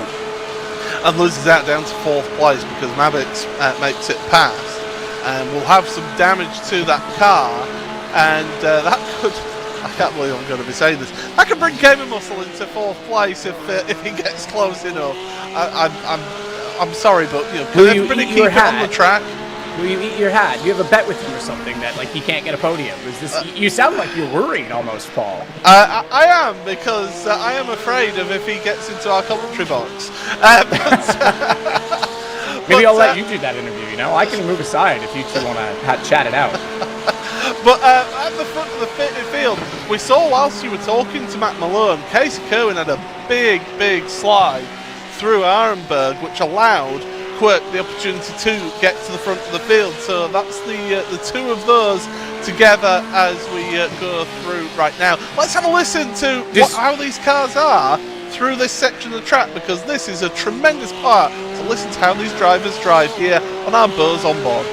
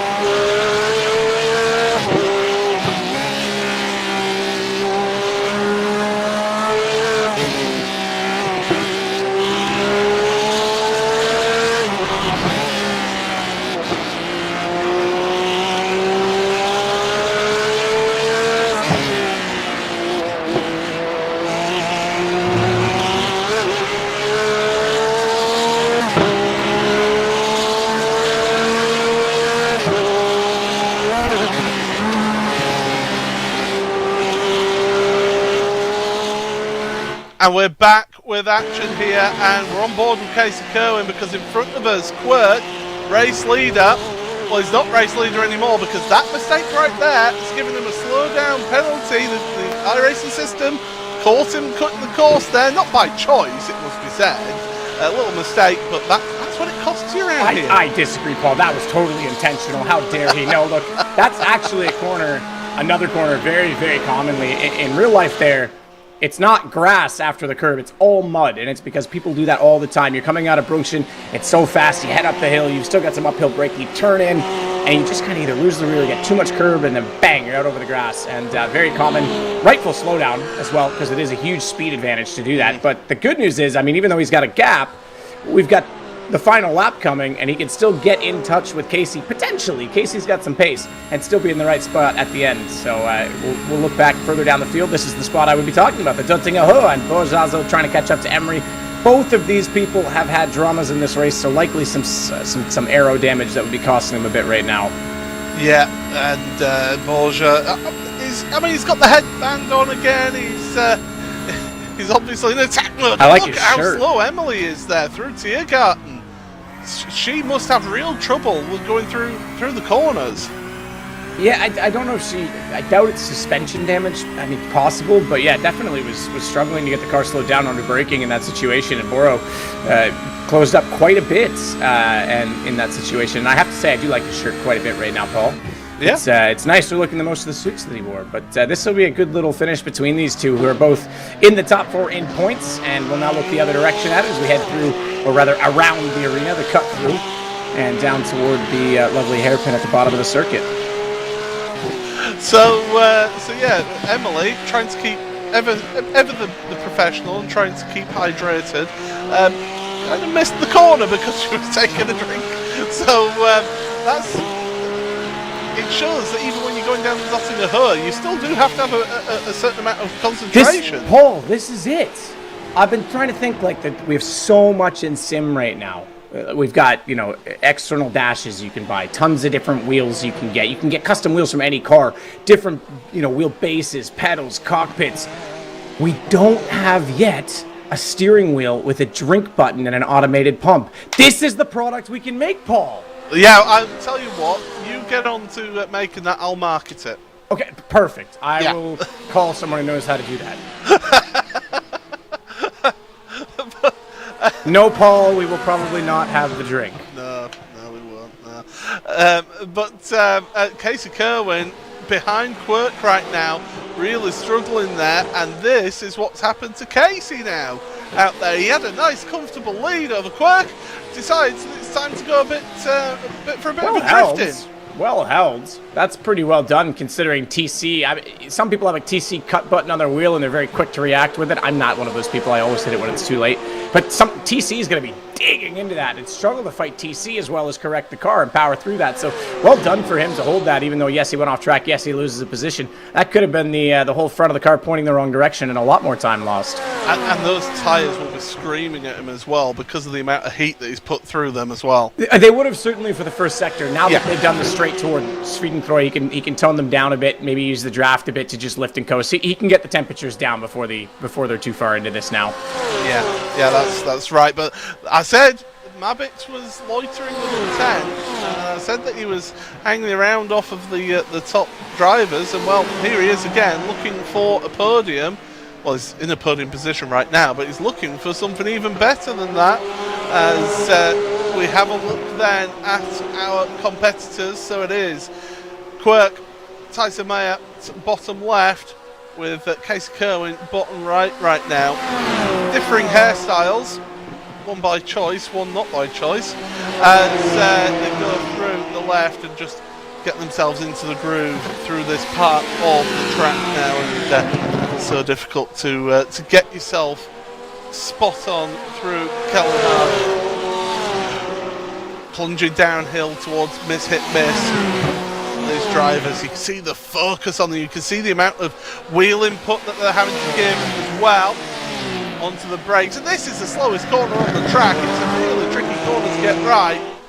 Quirk ran a little bit wide. That's given Casey an opportunity here to come alongside. Meanwhile, further back as well, we've got Emily Jones and Porsche Zazo. See those two working away. As they hit Emily with a big slide then. That's going to raise the heart rate a little bit.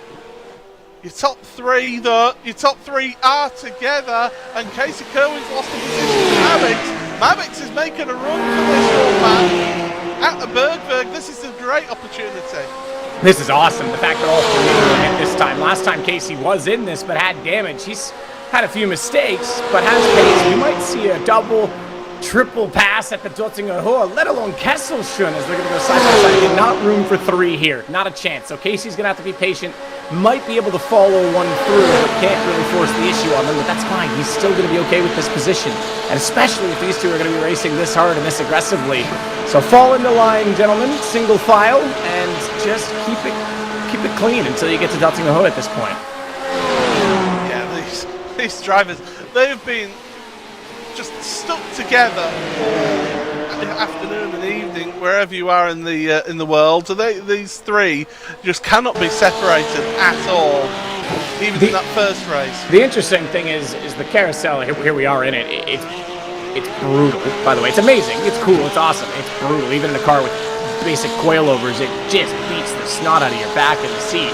But it's one of those corners that it would be a great braking point and overtaking point if it worked for that single file aspect of the corner. And there's been a lot of discussion about that, about whether or not it should be banned with modern cars having enough grip to do it and sort of leveled out again. And nostalgia and charm says to me no, but I can see the racing argument. So just to think about that as a viewer, what your thought would be on that maybe. And but look, it's iconic, is it not? I'm sorry, that would be like painting over the Mona Lisa with some eggshell paint. This is pretty. So as the driver's going along, Casey Kerwin now, he's in that. I think he's in the dollar seat right now. I think he's got the spot on place to be. If he can keep this close heading on to the Dottinger Heuer, I think it's Casey for the win here. I think you're absolutely right. Yeah, it just depends on how Quirk goes about getting the job done. He could, take his time maybe going by, Max in front of him and hold Marco beside him. Maybe use that as defensive, but then you just want to get the job done, don't you? So it's such a touchy one. Good gap right now for Marco, though, I have to say. Casey might actually be struggling because if Quirk gets too focused on defending and not really getting a good run in these last few corners, Casey's going to be all over him and maybe lose the draft in front. So actually he's closed it up. That's a good sequence there from Quirk. Through the Kleiner Carousel for the final time here in this All-Stars race. Don't forget, we've got the Porsche Tag Heuer Esports Supercup coming up for you very shortly. These All-Stars are putting on one heck of a performance and a heck of a show. And look at that, the weaving has started on the Dottinger Heuer. Well, I say weaving, he's moved to one side of the track. I think he's just giving himself options now, is Mavix, but I think he's a bit of a sitting duck right now. And if you're Casey Kerwin, you need to be making some moves towards the second half. Here we go, Quirk to the lead. Oh my goodness, almost turning each other. And Casey's been boxed in here. This is the right call. That's the right call. Bump him, because the faster you can get him past, the sooner you can pull out to get to his right side. There was no room on the left. He had to give him a nudge to create space for himself to make a move, and he's made it, but they both lost it. They're going to be into each other. They're gone. Marco, did he avoid it? Yes, he did. Oh, he got on the brakes enough to sneak inside Casey Kerwin, and he will slide away with a victory. Yeah, I think he knows he was gifted that one. Well, I mean, the man who led onto the Dottinger Heuer, he leads off of the Dottinger Heuer. Most importantly, he takes the victory. Casey Kerwin and Quirk come across the line in very battered and bruised Porsches. The racing is still going on further down in the field. This is Porsche Zazo getting ahead of Emily Jones. Now, we saw how Emily struggled going into Tiergarten last time because she was drinking. I don't think she's drinking this time. She's keeping her focus ahead on Porsche Zazo, but Zazo ahead onto the brakes. I think this is Zazo's to lose. You can make a mistake here and it could cost you time. Onto the start finish straight. Here comes Emily. She's in the draft. She wants to pull out, but it's not soon enough because there's the finish line. and it is Bose who takes it to the line for 6th place there. It is, and it's the rearward line for the grid spots. I wish it was the deeper one because you could have a little bit more time to draft, and Emery did everything right. She held herself up at the second apex, tried to tuck it in and get a great run, but so too did Borzazo, knowing that all he needed was a good exit. And speaking of exit, I think Tony Kanaan will be exiting stage right or left here in a moment as he'll crawl toward the finish with a very battered Porsche. But hey, if he's going to stream for a couple hours and learn the track, I might even tune in and see what he gets up to. A couple cars still finding their way around. Yeah, Rai, who of course had to have a pit stop after getting that damage through Schwadenkrautz, and of course there's also Tia Massant as well. She's out there on track as well, so they're both duking it out not to be last place here of the runners. Of course, Matt Malone, the only retirement in this race, so credit to those drivers. It'd be very easy for them to just say, do you know what, I'm going to be driving on my own and that, but yeah, definitely good to see them. But we will head on over to our Bose post-race show, and we'll have a look here then, Matt, at the end of the race. Yeah, and obviously, like you say, Marco led on to the Dottinger Heuer, and it took quite a while for Quirk to get out beside. Immediately, they both had to shoot a little bit to the left as he go under the bridge, and that is exactly the right call, I think, from Casey Kerwin. He can't get further over. He knows he's got no room, so he's got to push him forward. He's got to speed that up to give himself a chance. And into the compression, you turn in, it gets very tight, bit of curb, and I think he actually took the voiding. I don't think there was contact on the initial. I think Quirk got a little spooked, and it caused him to get out on the grass, and then they come back across and unfortunately take each other out, and the seas part, Marco's through. Marco is Moses. Certainly is with that one, as we'll have a look at our race results here on the Bose post-race show. It is Mavix TV, Marco Bischoff, who wins this one 4 seconds ahead of Casey Kerwin and Tyson Meyer, with Stradi 4th place. Then Gaber Muscle 5th ahead of Bolgezazo. Emily Jones in 7th place ahead of Heike 360. Then Tony Kanaan, his battered and bruised Porsche. Rai in 10th place. And then Timo Sant is in 11th. And Matt Malone, the last driver who did not finish the race here. But we will get to speak to a couple of our drivers here in this Bose post-race show. But that was magnificent. And Matt, you've got a driver who was involved in that instant at the end. Yeah, Casey Kerwin. Obviously, you did look. We knew it was going to be a tough one. You don't have both straightaways. The front straight is the finish. You got to get the job done. I thought you made the right call, bump drafting to give yourself space, and then it all went a little weird with Tyson into Tiergarten. Yeah, that was unfortunate. We both got away with it a bit. We were at least able to pull away and cross the line. But yeah, I mean, you're going that fast. This track's pretty narrow when you get down there. Unfortunately, it just didn't work out. Once we kind of made contact and Tyson got off in the grass, I knew that he can't stop at that point. I saw him in my left monitor go in the grass. I was like, yeah, I'm about to get hit really hard here. All I was hoping for was that at least Marco could maybe get involved and it'd be a 3-car drag race of just destroyed vehicles all the way to the line. But he got through and he won. But it was a lot of fun. I honestly thought coming into that this race would be a lot more of you're just kind of racing the track, right? And personally, like, I hadn't raced the Nürburgring in a long time, so I had to completely. I put in probably at least 3 hours of practice just trying to, like, it probably took me up until like an hour and a half or 2 hours in. I wasn't lost anymore, so I knew where I was going, but I'd still find a new way to crash in every corner. It'll do like, that. With 170 corners, you kind of find a different corner to wreck in every lap, and that continued in the races as well. As I went off in the sprint, and I had my half spin there in the feature as well. Track's tough. I was joking with Tyson again a couple days ago, and he asked me how my prep was going. I was like, yeah, I complete about 1 in 5 laps, and that kind of held true. Thankfully, I stayed going, but I still crashed about 1 in 5 laps. So well, yeah, because you were actually leading going on to the last lap, but then on the GP section, that was a good hold, by the way. I thought you were. So, question: did you hold the TC button to allow you to kind of hold a bit of throttle, or were you just fighting the TC the whole time as well? The TC and the direct drive just kind of drove me out of it. You know, I didn't really. I don't really remember if I kept my foot in it or not, or just kind of tried to half sit or just I was pretty much full lock to the right, and thankfully just kind of straightened out off the TC. But yeah, those blades of grass when you try and brake with your right rear on one, they catch you out. Yeah, absolutely. I thought it could have been a lot worse for you, so at least you were still in it. It was kind of humorous to watch you both crawl across the line. Yes. It was kind of Days of Thunder-esque. There's a reference you should get where you're both battling. It was like the wheelchair battle where you're both completely bruised. I was leaving a tire mark all the way down the front straightaway because my wheel was almost full lock to the right to go straight. I was crabbing quite a bit there.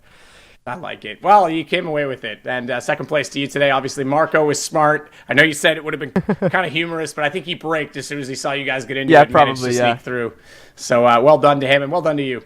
Yeah, great race. It was a lot of fun with him and Tyson, both races. They were both insanely quick. This place is insanely tough, but it was a lot of fun, for sure. Absolutely. Yeah. So very, very cool. And Paul, obviously you were on with that one and it was exciting all the way to the end. So great race, Casey. And we will see you at Le Mans, interestingly enough, next up. Yes. Thank you. I'm looking forward to it. Appreciate it. No worries. So Paul, that's a pretty cool race and a way to finish it. Interesting to hear his perspective, but we do have Marco Bischoff. Marco, you had quite a view at the end. I can't hear you at the moment. You are a little bit quiet. I can turn myself up just for you. I'll make an exception for you. No problem. No, you had quite a view of them crashing in front of you and managed to keep it clean. Yes, it was, to be honest, very lucky for me and unlucky for the guys. They were a little bit faster, I think, on the lap, but it was pure luck at the end for me. Did you want to be leading on the last lap? I want a little gap until the Döttinger Höhe, but it didn't work. So yeah, it was not the best idea, I think, but yeah, for the action, I think the lead was good in that moment, and at the end, it was luck for me. Yeah, absolutely. Yeah. You started to break the toe. You went right, and then you stopped. Did you think you could break the toe, or did you think maybe I can redraft? What was your thinking there? I thought I can pass. Tyson passed me, and then I can use his toe to be to catch him again. But it didn't work. Well, sadly, it did work, but not the way you planned. You still got the win. Yes, other way, right. Well, congratulations on the win. That was fun to watch. Thank you very much. It was a really, really fun race and awesome, guys. GG to the other guys, and thank you. Yeah, thank you. Absolutely. And obviously, therefore, that means Tyson Meyer, corketized, the man that everyone loves to hate. Obviously, I love you personally, and those glasses make me love you even more. But that was a pretty ridiculous finish, I guess. Yeah, man. I these kids these days, they just think they own the track, and you gotta get your elbows out, and you just gotta deal with it. So elbows, legs, whatever part of the car that was flying through the air at the ends. Did you expect Casey to get alongside you? Did you think it was late enough on the straight you might have got away with it? I thought I could get away with it, but no. It was interesting to watch because obviously you got to slow down. Casey got to spin. You guys were trying not to win the race in any way possible. Turns out you figured out how to do it. It was great though, man. Both of those races with Casey were fantastic, and I hope everyone enjoyed watching them. So, well, we'll deal with it, even if we didn't, as the Shades would say. So, super cool. I think those are wicked. We're going to Le Mans next week. Maybe some more drafting, some more battles with Casey. Yeah, it should be good. It should be a lot of fun at Le Mans because everyone should be able to keep up with each other, with the draft. So it should be good fun. Absolutely. Well, I'm looking forward to it. Who knows what can happen? Maybe there'll be another driver on the circuit. Who knows? I'm just saying, just saying. There's all sorts of rumors I'm hearing. You might have some more competition, but it'll be a good time. Yeah, I think it'll be fun to watch you guys draft further again. Maybe we'll all have to deal with it next time. Yeah. All right. All right, cool. Well, good job today. Yeah, thank you. And of course, someone else to speak to in this one who is involved in, I think, pretty much every aspect of the race, from 3 wide at the start to catching people on the back straight into Schwiegenkreuz. Althea, you had a pretty busy day around the ring.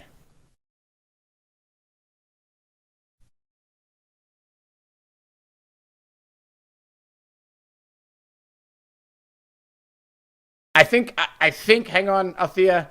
I thought it was me, so I wasn't going to interrupt. I can't hear you. I think you might be muted for us. I'm not sure. I will keep talking until you can hear it. I'll let you know when I can. There's probably too many programs. We've got, Zoom, TeamSpeak. We got all kinds of stuff going on. I still don't hear you, unfortunately. Are you muted in TeamSpeak? That's my question. Let me see if I can help you and figure it out for you. You are not. I see you. But I don't know why I can't hear you. Drew's taking her down. The producer will fix it, Paul. I've muted myself a lot. People don't realize. The good news is TeamSpeak, which is what we're using, tells you you're muted by beeping at you when you try and talk. So I was pretty aware of it. I almost did it today twice, Paul. Well, I mean, I have my little mixer desk here that I mute myself on as well when I wanted to just clear the old throat a little bit, just get yourself comfortable for commentating. But hopefully we do get to hear from Althea, because she's been in the wars a little bit throughout this season, but it'd be good to hear from her and hear from some of those drivers at the back to find how they've been getting on in this series and how they've been finding it. Yeah, absolutely. And like I say, there was quite a bit of drama back there today for obvious reasons, and she was unfortunately right at the start involved in a bit of it, so it would have been cool to hear her perspective on what it was like battling the ring and all the stacking with Matt Malone's incident and everything that was going on. So, look, it's such a great track, though. I absolutely love it. I told the story earlier. I think there's a story on VinWiki I told that's still up as well about going to the ring the first time and how you're driving down the Autobahn, and there's all sorts of lorries, as you would call them, or transport trucks. And as you get closer, they become race trailers and car haulers, and you're getting close. And literally, the story I told about a dilapidated barn, there was a GT40 inside one of them, and then I was staying at a very in Musput, which is right along the Dottinger Heuer, just past the DB gas station, the famous gas station. Yeah. There's a non-assuming bed and breakfast with a wooden garage, and he's got a few cars in there, and in the back corner there was a Gumpert Apollo, of all things. I mean, it's ridiculous, the stuff that you'll see there. Well, let's have a look at something that is quite amazing. Tyson Meyer, Quirk, has actually extended his lead even more to 59 points now in the standings, and with 2 rounds remaining in this one, I mean, theoretically, anyone in that top 6 still has plenty of opportunity to win this championship. But really, in terms of pace, you'd have to say Quirk has been just a step above everybody else for the majority of the season. Yeah, I think so. He drives a ton. He's competitive in everything he drives in the game, and he has been very consistently at the front of this field, whereas Emily's had a bit more drama, but she's still in this. And I mean, we're going to tracks she knows well. We don't even know what car we're going to be in at the end. Remember how good she was in the GT4, so we could be in something where she can really strike back at the end of this season. That is going to be the end of the Bose post-race show. We have plenty of action to show here in this Porsche Tag Heuer Esports All-Stars event. Congratulations to our race winners for that one. But this has been absolutely tremendous action. And don't forget as well, if you've been enjoying this and you want to sort of take part, and not so much in the All-Stars, but to get joined in on the iRacing scene, and head on over to iRacing.com for details of how to start your career. It's been a thrill ride for these All-Star drivers here today around the roller coaster that is the green hell, the Nürburgring. And right now, we'll be getting ourselves ready for the Porsche Tag Heuer Esports Supercup. You will not want to miss that one, because it is going to be an absolute thrill ride of an event. But that is going to be it for the All-Stars It's certainly been an enjoyable one here today to call for you. And, well, Tyson Mayer, his chance of a championship is getting closer and closer. But Emily Jones, she's still got an opportunity to defend her title. Well, let's have a look then at what happened last time out in the Porsche Tag Heuer Esports Super Cup at Spa. Here is where we are racing today. Spa-Francorchamps. The Ardennes Forest, a really tricky track. It's a good launch. 31 cars making their way through La Source. They're going to go 2 by 2 by 2 all the way down the field. Two rookies going at it. Mathias Simpola into Eau Rouge. Got a little bit too close, but it did allow Sanchez to get a good run on Sebastian. They are 2 by 2, side by side with each other. And Sebastian Job, it's going to be his 3rd sprint race victory of the season here. 12 laps of action here at Spa-Francorchamps. Sebastian still has a job to do of going forward in this feature. Plunge downhill, cold tires, there's a big car around, beat goes around. Massive incident from him. It's going on in the background, Josh Thompson and Dame Warren. Josh Thompson, he had contact going into the chicane there. He is out of this race.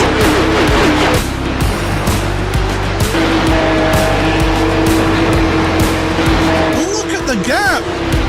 Racing going on, Sam Keiter, Gianni Vecchio as well. They're still together side by side. Malmedy and Pinto were on board with championship leader. Little lift mid-corner. He just got a lot of it there. I think he had a bit of a slide going in. We knew he did well in the first race, but now reverse grid front row. But he's lost positions early on. He's trying to compromise Zach Campbell here. There's Jamie Fluke trying to break that slipstream, but Zach Campbell, Fluke, he won't attack his teammate. I know he will do. Zach Campbell, he's just got one corner. Get on the power, Zach. It's going to be his 2nd feature race win in the Porsche Tag Heuer Esports for the Super Cup.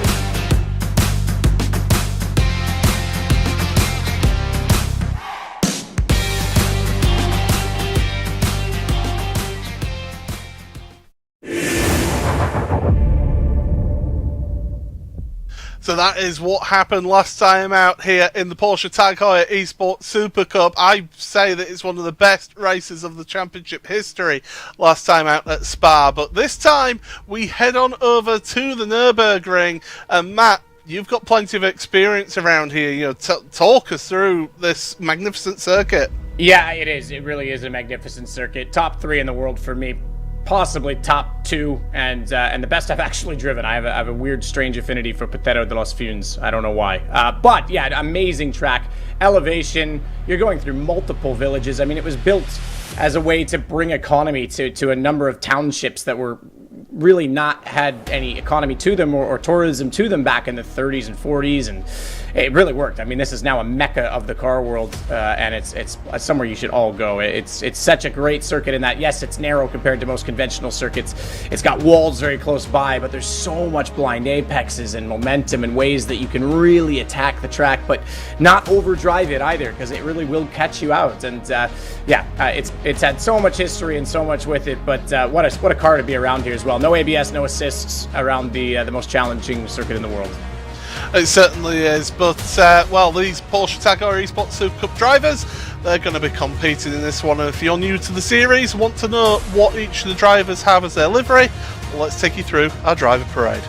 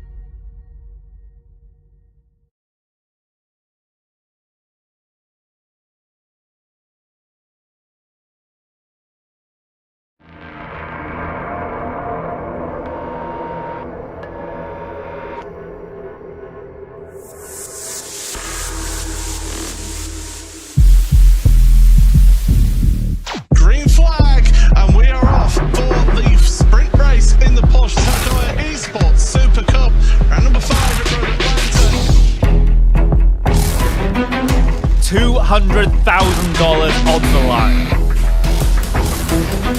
Who will rise to the challenge?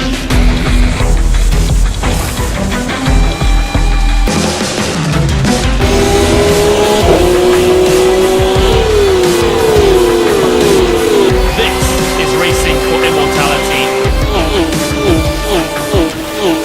This is esports personified. This is the Porsche Tag Heuer Esports Supercup.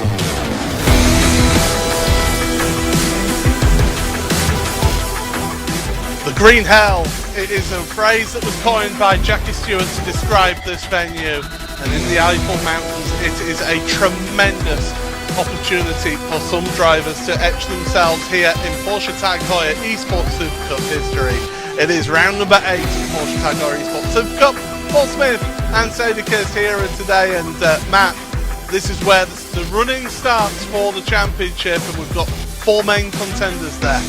Yeah, interestingly enough, hell was always somewhere you were taught not to want to go. But if this is the Green Hell, I would love to go to hell because this is the place to be on the planet, in my opinion. And yeah, run for the championship is on. We even talked to Sebastian Job about that last time out with the sprint race, where he was saying, you know, it's no longer about recovery, it's no longer about me just getting points. He's looking at that championship, and we know there's a few people that are still trying to catch Diogo Pinto that are mathematically in this as well. Absolutely, it's a tremendous opportunity for these drivers out here, and it's a track.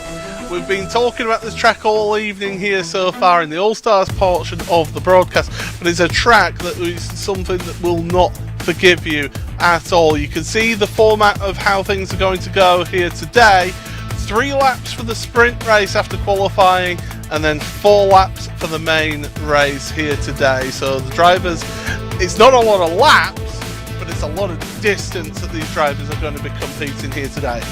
Yeah, tons of distance, tons of it, absolutely. And that's the thing with the ring. Mentally, yes, it's all 1 lap. You've got to consider that pace and that flow. We talked about that for qualifying as well. You're only going to get 1 crack at it. These guys have done enough practice. I think you said it to me before this broadcast. Sebastian Job was up till 4 a.m. last night just looking for that extra pace. He only found 1/10 or 100th, maybe. It was marginal, but that's how close it's going to be, and they're going to have to push for that 1 lap in qualifying. Yeah, absolutely. It's just going to be all on the line in this one, and one little mistake, you're starting at the back of the field here. That's how close this championship is in terms of lap time here. It is a tremendous opportunity for somebody to get pole position, and well, we mentioned about pole positions. Look at that then. Dane Warren 2 at Hockenheim in Montreal, Pinto at Barcelona, Job, Interlagos, Silverstone, and last time out at Spa, and Charlie Collins at the Red Bull Ring. There's only been 1 time that the sprint race winner hasn't come from pole position, and that was at Montreal. It's an amazing stat, is that it can be so key for this first race of the day. Yeah, and it was almost strategic because it was Dane Warren who started that trend off, and then he finished 8th, got the reverse grid pole, and ended up winning the feature, which is obviously worth quite a bit more points. So yeah, it still worked out for him in that sense, but you're absolutely right. It's been a pretty good consistency at the front. I think the drafting here may make that more difficult to do. You can have the greatest lap you want, you can have the most pace you want, you've just got such a long straightaway. You're still a sitting duck at the front of the queue. But still, you want to start as high up as possible. You want to keep yourself out of that pack, because we've seen that things can happen even through the first 2 corners of the race. And of course, the person who has the most pole positions at the end of the season, they get themselves a unique Porsche, Tag Heuer connected watch. I'm sure it's connected to Porsche as well. But here we are. Here's the schedule as things are at the moment. So we're today at the Nürburgring. Next time out in 2 weeks' time, we are at the Circuit de la Sarre out there at Le Mans, and then we find final round of the championship in 4 weeks' time, Matt. Where's the time gone? Monza. It's incredible that we're at this stage of the season. Unbelievable. I mean, to be fair, when you look at it that way, we actually already had our finale last year. Yeah. I'll never forget, because it was April when I, had my accident, had my arm in a cast, and Therefore, it all commemorates itself together. But yeah, we've had a longer season this year, and it's still absolutely flown by. Now, this, Paul, is interesting to look at. The points table, top 4, although they're not the only ones mathematically that can still win. They're certainly our favorites. Even Zach Campbell said if you're within 30 points, I'm sure he'll stretch that to 31 for his own sake. But if you're within 30 points with 3 rounds left, you have a really good shot at this. So they're highlighted in green. That extends to the cars. The mirrors and the window banner, just as we do with rookies versus our regulars, will be green on those 4 cars going forward. Yeah, absolutely. Well, you took the words right out of my mouth, Matt. Yeah. Yeah, green highlights. You can go take a break, Paul. It's fine. Yeah. Those green highlights, keep an eye out for those today on the cars and on our standings as well. There you can see a perfect example, Kevin Ellis Jr., those green highlights on the windscreen and on the wing, and also on the number panels as well. They've got the green highlights. I did mean wing, I said mirrors, but yes, the window banner and the mirrors. There you go. I did your job poorly, Paul. You still would have done a better job, and maybe I should just let you do it, you know? But it's going to be really intriguing now to watch how these drivers go through, because let's not forget, we've not really mentioned it all season, the prize money available. If you win this championship, that's $50,000 in your pocket. You've earned that, and these drivers do earn it with the amount of work that they've put it in. Oh, absolutely so. I mean, this is a full-time job, and many of these guys, some of these guys within esports, yes, they are fully committed to sim. They do setups for various companies. I know Apex has a setup shop as well that they run, as well as the team, and they're doing other events on top of it to gain more prize money. So some of them are full-time sim. Some of these guys have a daily job, and yet this is full-time hours just to practice for this series alone, and then some. I mean, it's not every day that you go, hey, you know what, I got to get better at my job, so I'm going to stay until 4 a.m. tonight. But that's what Sebastian Job did last night. Yeah, that's the level of commitment that you get. And of course, at the feature race as well, if you do get yourself a feature race win, that's $1,000 in your pocket as well. A total prize fund right across the season, as Connery said in the intro video, $200,000 that all these drivers are competing over. Here is one driver who... he hasn't had a win for quite a while now, Maximilian Benneker. In fact, the last time he had a win was at Barcelona in, get this, 2020. He is somebody you would imagine would have got a race win by now this season. Oh, absolutely. It blew my mind that was the case. I mean, there's such a great, talented field here. And look, I know he's not driving in this series this year, but also such was the domination of Josh Rogers, especially last season. I mean, everyone's so competitive and so close, but he was just absolutely consistent in qualifying and picking up wins, and that meant that there's only so many wins to go around. But this year has been so exciting and the competitiveness of it. Diogo Pinto, look, that guy, he's right now just barely ahead. I say just barely. It's quite a gap still. 371 to 359, which we know is significant in this series. So 12 points. That's with a 20-point penalty for earlier in the year. That's how good he has been throughout. And he only has one first place in a sprint race, not even a feature. The most wins goes to Sebastian. And there's only 2 drivers that have more than 1 win. It's he and Zach Campbell. Yeah, Sebastian Job, I mean, he is the most, I'll use the phrase, because I'm not a big fan of this one, but he's the winningest driver in Porsche Tagore Esports Supercup Championship history, with 19 race victories, both sprint and feature races in this championship. So he's somebody who knows how to get the car to the front of the field and can pull out those big wins. I mean, we saw last year it was a tale of 2 halves, wasn't it, last year for Sebastian? He won the sprint race. You saw the emotion on his face as he crossed the line. Came to the feature race, engine blew. Engine blew, yeah, and we talked about that because he was a little disappointed. Obviously, they have downshift protection, but he was in the air at Glansgarten, out over the jump, and you're obviously not going to hold your foot to the floor and bang it off the limiter in the air, so he let off, but the car's still traveling at a speed that's higher than what the gear ratio would be, yet the revs are lower, so you're able to downshift, you land, the compression, the tires didn't lock, boom, pop goes the cork off the bottle. So it was unfortunate, and that really kind of ended his great chances at the season last year. But we know, as you say, he's been practicing here. We know this year, perhaps the drama's out of his way. He's got a different focus and approach sort of in the recovery that we've been talking about all season long. And I would consider him very much a factor today. Yeah, he certainly will be. Drivers are out in qualifying, and this is their one opportunity. Normally, we have to wait quite a while in qualifying because the drivers are just preparing the cars and getting the tyres up to temperature and pressure. Not so here, because we're waiting for the drivers to come across the start and finish line to be able to get themselves into the lead of qualifying. Jeff Giassi then currently out of Bergwerk, heading up towards Kesselchen, and yeah, he is currently behind the wheel of the car here, Matt. Yeah, absolutely is. I mean, it's a good place to be. Heading up Kesselchen with a Porsche and all the noise in the world behind you. And look, these cars have slightly more aero than last year, but still less than the GT3, and this is exactly one of the spots I was talking about. Fifth gear for these guys up the hill. That's how steep it is. I know it's hard to, especially in salmon, in camera in general, as somebody mountain bikes as well, you always see things that the pros are doing. You know, that doesn't look too bad. Then you see it in person, you go, oh my God, not in my wildest dreams.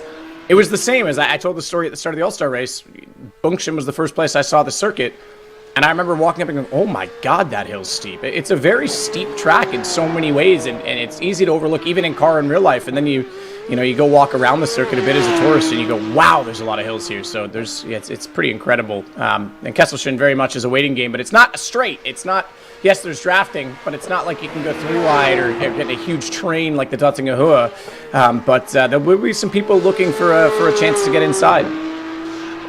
You know what? I've been to the Nürburgring, but I've never actually been around the Nordschleife or even been next to it. The closest I got was the road going alongside the Dottinger Heuer, so that's about as close to the Nordschleife as I've been personally. Oh, we got to change that, Paul. Yeah. All right, so here it is. Porsche Esports Tag Heuer Supercup. I said that all wrong because I'm excited about this, but 2023. Season finale. We did Hockenheim last year. Next year we'll do the Experience Center at Nürburgring, and they're going to give us a GT3 RS because they love us so much. Manthai edition, probably, if I'm honest, and we'll go do a few laps. Yeah, absolutely. You can show me around. Here's one of our championship contenders, by the way. Zach Campbell, the man who said you need to be within 30 points at this stage of the season. He's 31 points behind, but he's still very much in with a shout of this championship. And fourth place in the championship. You see those green highlights on the car. Look out for that when we're in the races, everybody. But here we go. He's coming out of Galgenkopf right now onto the Dottinger Heuer, and in qualifying now, I don't know if it's the same with you, but I make sure that I press that throttle pedal as hard as I possibly can down the Dottinger Heuer. I have a spring and a damper, and I know a lot of the pros don't like having a damper because it can move and adjust, and it's frustrating. But yeah, I push extra hard to make sure I feel that spring almost go pop behind the pedal. And there's something you can simulate in this is obviously the crowning of the road, and you'll see that at Le Mans especially, as it's a public road. Yes, I know that Nürburgring is technically a public toll road, and that's how they allow tourist days, etc.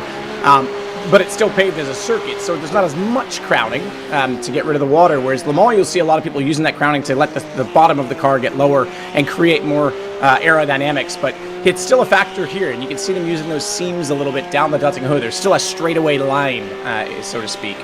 Lap times coming in now. Dane Warren the fastest of those lap times. Forget that, Zach Campbell has gone fastest ahead of Sebastian Job right now at the top of your field. Forget that, championship leader Diogo Pinto sets himself to the front of your field in qualifying.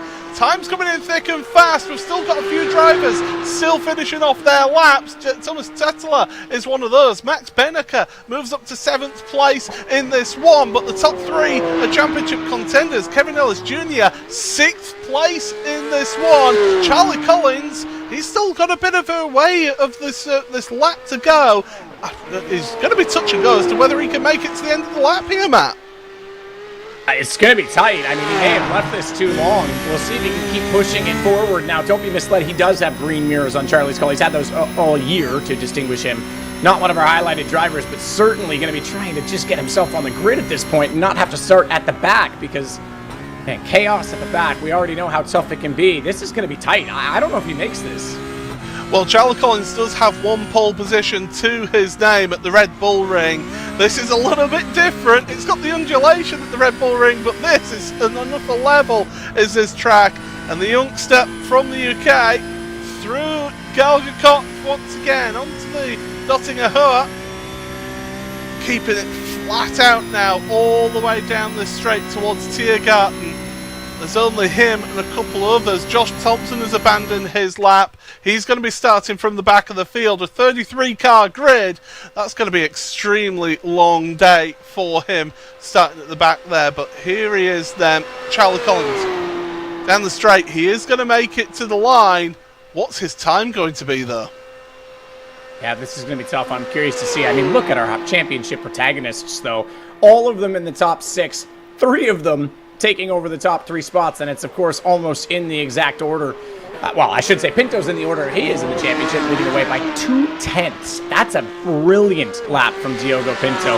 Campbell and Joe barely put a hair between them. And then Kevin Ellis Jr. not far off of it, but 0.6 back to him. This is one of the bigger gaps, and I guess, sure, you might expect that longer circuits of the calendar. Now, where did Charlie... He did come in at 6. He's bumped Kevin Ellis Jr. That's not a bad lap, considering we didn't think he was even going to get one. There's 30 seconds left on my timing screen. 27, I should say now, as we look at the official timing tower. And there's still a few people that are coming around. I don't think you make it here. From 20 seconds from here, no chance.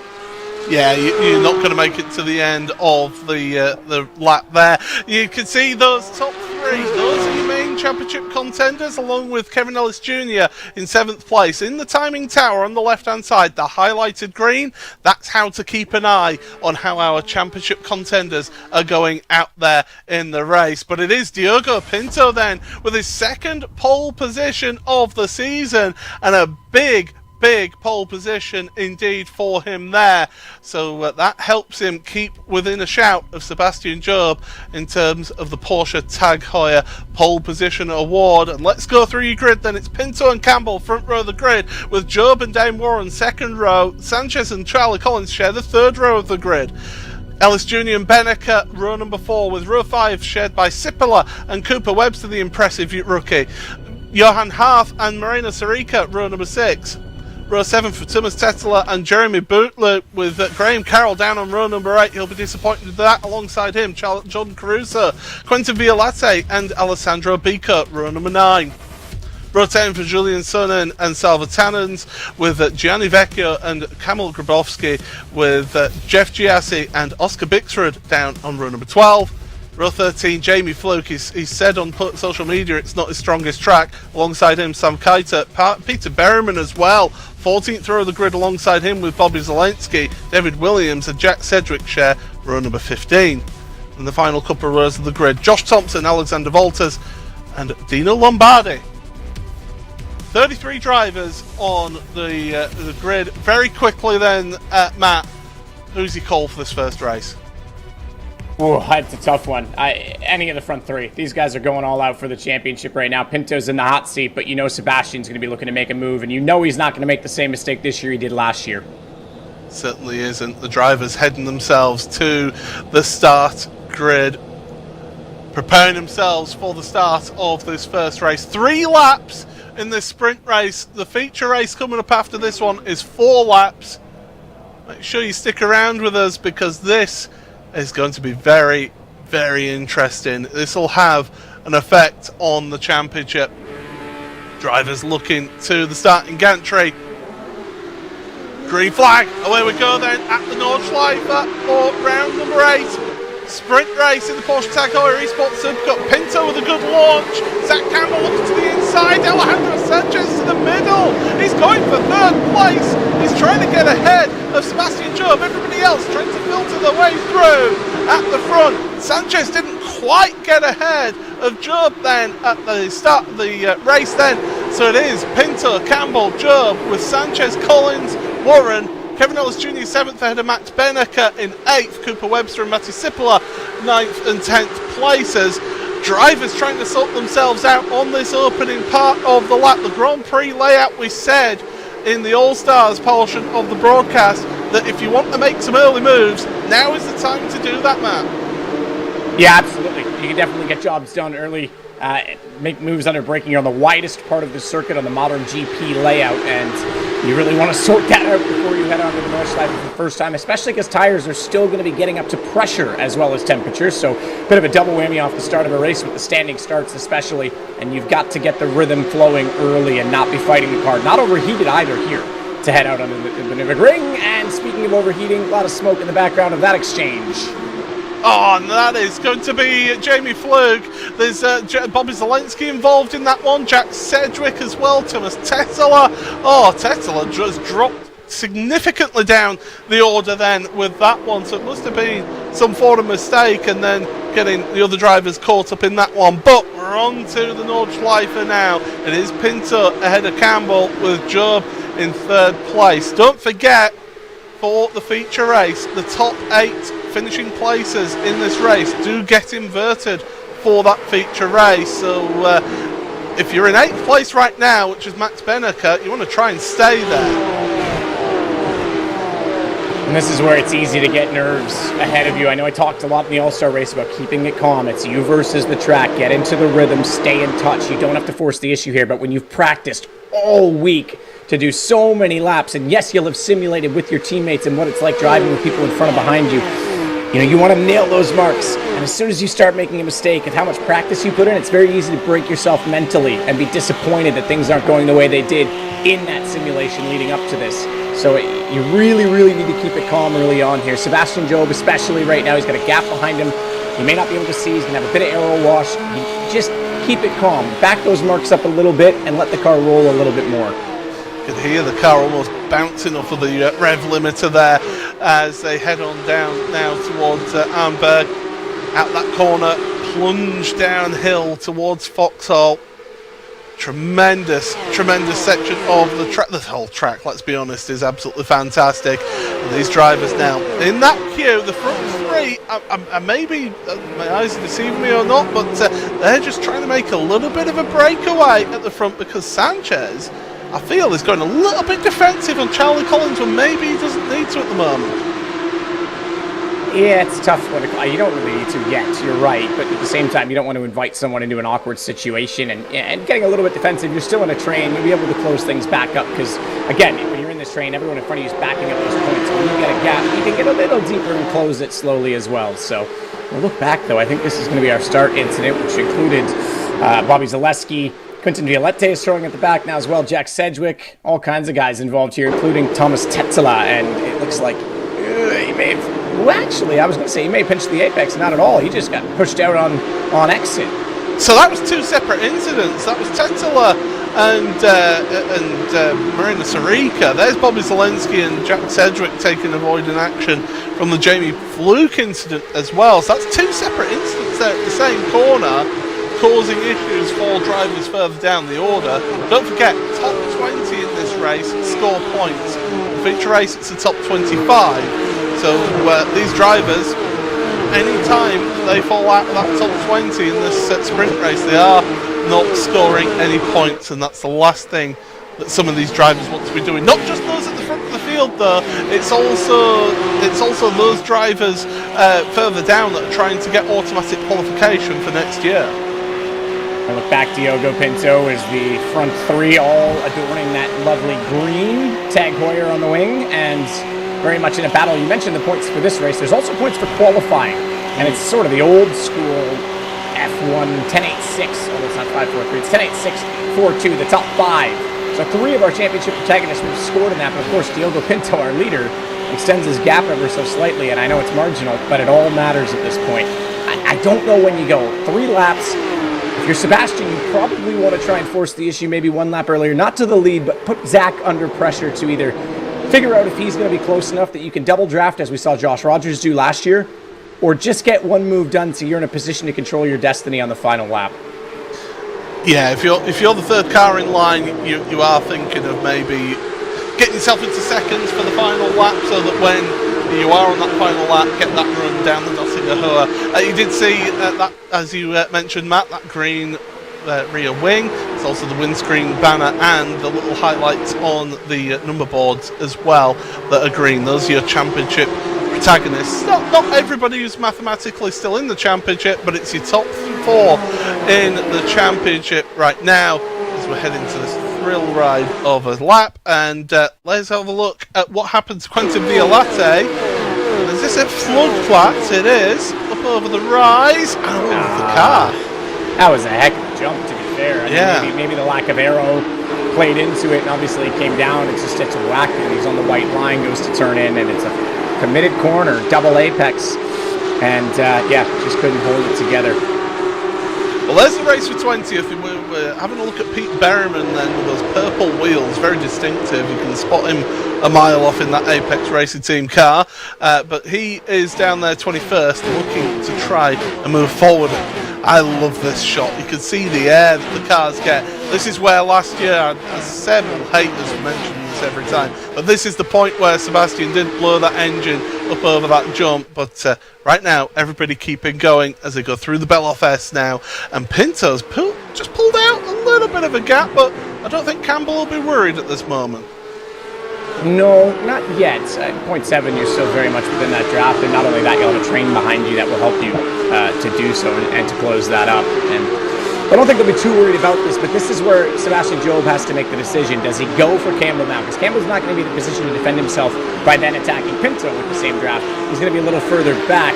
At the same time, if he gets a good exit here, and he's closed it down by a 10, he also will have that draft and make it more difficult, and Sebastian may not have a choice here. He may not even be able to get by, and yeah, we saw this coming, didn't we? Yep, the snake is heading down the straight then, and the problem is you can't be weaving that much if it's much closer, or else you would be moving line and not giving that space.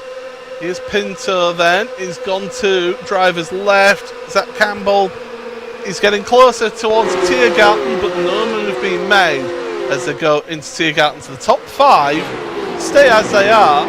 They're all covered. Well, you could almost put a blanket over them. They're that close together in the top 5 right now. Out of the final corner, across the line to finish lap number 1. And again, Pinto trying to break that slipstream. Job has got a good bit of a run on Zach Campbell for second place. He could potentially look down the inside at turn number 1. Onto the brakes goes Job. And your 2020 champion, he moves himself up to second place. Charlie Collins is trying to move up ahead of Alejandro Sanchez behind as well. But he gets the job done. Obviously, he wants to be a little bit closer with 2 laps to go, and that will put him in a position of power behind them. They're squabbling for position as well, so that means Alejandro Sanchez holding up Charlie Collins. Collins is 5th in the championship. Yes, he's not highlighted in green. He's a little bit further back mathematically. In fact, nearly over 100 points, in fact. So it's going to be an interesting situation if he possibly could win this, but he can still spoil it by getting involved in this battle at the front. Now, we did see Pete Berryman a little bit earlier, but something has happened to him, and it's involved the driver, Julian Sonnen. There's the contact together, bang, into the wall hard. Pat Berryman's decided to head onto pit road, and I think his day is done in the sprint race. Sonnen trying to carry on, and that backs everyone up there. He's struggling to get round those corners. Severely damaged car. He has actually carried on out there as Julian Sonnen, so he's determined to just get as better starting position for the feature race as possible back there. Yeah, absolutely. I mean, there's places to be gained. If other people at the front are going to be sitting around and not necessarily going for the moves, and there's gaps in front of you, you certainly can get it on with and make quite a bit of pace and positions forward, especially to those who are comfortable right now and maybe out of sequence. If they can just have a nice, clean North Loop lap, keep those tires down, and attack at the right times, they're going to be perfectly positioned to go forward. So definitely a lot available to us. We've seen a lot of people charge through the field in different incidences and different races this year. But right now, Josh Thompson, 10 positions, and the same for Dino Lombardi, who didn't get a time in. We saw him abandon his lap because the flag fell far too soon for him. So both those guys are at least moving up the order. I was going to say, looking at the standings, I mean, Cooper Webster, once again, is your best rookie out there, but he's got another rookie with him in Matti Sipola as well, in 10th place right now. If they can sort of work it right, they can put pressure on Max Benneker and look at getting a reverse grid pole position here, so don't write out Cooper out of that one. It's a tremendous opportunity for the young Australian, and a number of... I will say though, this is a track for the experienced driver in this series. The drivers that know us, there's Job, second place, still 6-7 tenths behind Pinto right now. He's in a comfortable spot. The problem for me here is that and maybe this is why I'm in the commentary box rather than being out there driving, I would have made the move at the end of this lap if I was Sebastian Job. Yeah, I get your point, absolutely. I think he was a bit concerned about a gap that was increasing, and the fact that there is a gap means that he as well can start to control how he approaches this. Sure, Zach Campbell can go back at him, but they're going to be using a draft together that might close up on Diogo, so they can still be in position at the end. And I think his risk was that if he sat back too much longer, he might only get a chance for second rather than the win. So at least here he can start to apply pressure and see how Zach responds behind him. So as you can see on the screen, it is Diogo Pinto, championship leader, leading this sprint race ahead of Sebastian Job. Second place here in this race with Zach Campbell, third right now. There you can see on the screen one of our championship protagonists in Kevin Ellis Jr., seventh place for him.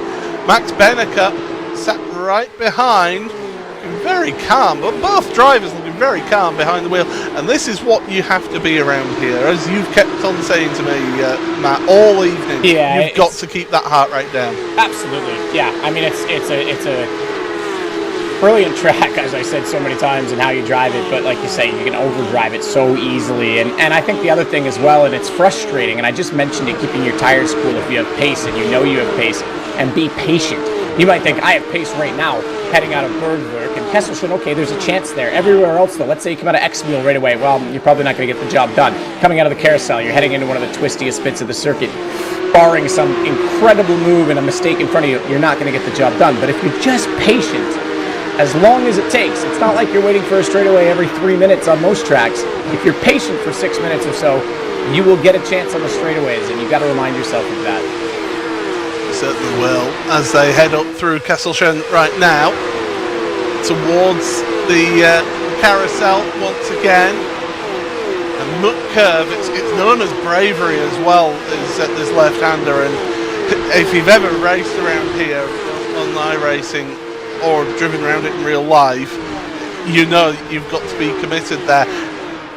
Here though, Matt, look at those championship positions for the drivers who are wanting to automatically qualify. Yeah, absolutely. So formerly there used to be a 40 grid championship. It's been reduced to 35 this year, which I think is better. It's easier to keep track of. It also gives a bit of more competitiveness in the midfield for those points positions. But it's 15, or the top 15, I should say, that are re-qualified. The rest will have to re-qualify through a much different format, a much more competitive format, with literally tons of other drivers that are knocking on the door. And that's not a comfortable position to be in. Graham Carroll's 15th right now. Thomas Tetela is right behind him, and that was, you just saw it. I mean, everyone from Aichin Gouvin, who unfortunately not here again this week due to his real-life commitments, despite being very competitive at the start of the year. Salvatallon, Sarika, Carroll, Tetela, Caruso, who had an incredible performance last weekend, put himself in second of the rookies. Biscarud, another rookie, Berryman, Vecchio, everyone's there. And Jordan Caruso, as things stand right now, is actually in 16th place, joint with Thomas Tetela, 16 points off of Graham Carroll. So Caruso is showing a rich vein of form for the second half of the season. The first half of the season, I think he was finding his feet. Now I think he's a bit more comfortable. Yeah, finding some bad luck as well. I mean, there was a few races we talked to him mid-broadcast due to DNFs and contact, and yeah, certainly you have to find your feet in the series and learn how and when to be aggressive to avoid those situations, but sometimes they are unavoidable. So yeah, he's looking a little better lately. 16th right now on points and on track. So he's, I guess if the law of averages were to be applied, and that's what the point system essentially is, he's about where he should be. But I'm sure he would love to go forward, as he's got Johnny Vecchio staring him down right now. Because Vecchio is a veteran of the series, knows what it takes to race in this championship and be competitive. But back to the front of your field then is as you were heading into Galgen Kopf once again. And look at this though, right? This is the gaps we were talking about. The last sector, Diogo seems to turn it up. He seems to know that's exactly what he needs to do. Smartly, keep things calm, collected, and then charge late to try and break that gap.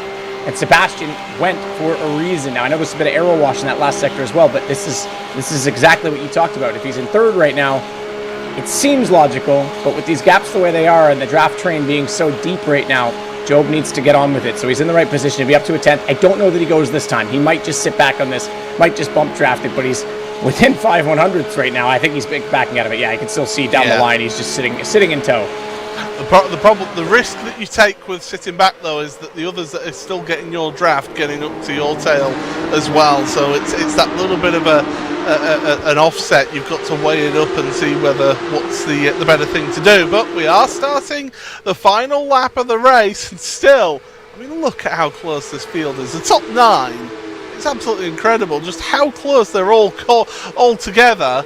I mean, they're covered by just about 2.5, 3 seconds, the top 9. You want to talk about something else ridiculous as well, and I know we saw this at Spa, but a little bit shorter track. Fixed setup versus open. Very good iRacers versus the world's best iRacers. The All-Stars were racing in the 813s in a GT3 car. These guys are racing at 811 right now. In fact, the top 9 all did an 811 across the line that time. They are faster than the GT3 cars. And that shows the level that these drivers work to, and the level of preparation that these drivers work to as well. It is absolutely incredible, and yeah, that is mind blowing to see that sort of time difference. We've had something happen between Matti Sipola and Jeremy Boutloop. This is heading down towards Tiergarten, and Boutloop minding his own business behind. Sipola side by side with an Apex Racing car. Rejoin. Oh, be careful of the grass. Well done. He did join in a very linear fashion. Still a bit of a hip check, unfortunately, between the two. And Sipola already had damage prior to that, but that could have been a lot worse, to be fair. He did well to hold it, get out of the throttle, let the car roll straight back on before unsettling it in any way. So could have been a lot worse between the two of them, even if Sipola's a little bit disappointed with the hip check. He's still in it in many ways. Damage notwithstanding. Yeah, he was side by side with Johan Haaf going into Tiergarten, and I'll be honest, if I found myself in that position with Johan, I know that he is somebody who does not give up and he will hold his line. But if you want to keep up to date with everything happening in this series, do head on over iRacing.com/PESC to keep up to date with the driver's standings, with what the schedule is, and also how to become a driver as well on iRacing. So iRacing.com/PESC for all the details in the championship, and you will not want to miss out anything as we head on into the final few rounds of the championship. I just saw it twice. We need a better look at it so we can all see it, but Diogo Pinto's got curb strike damage. He's got the inside right.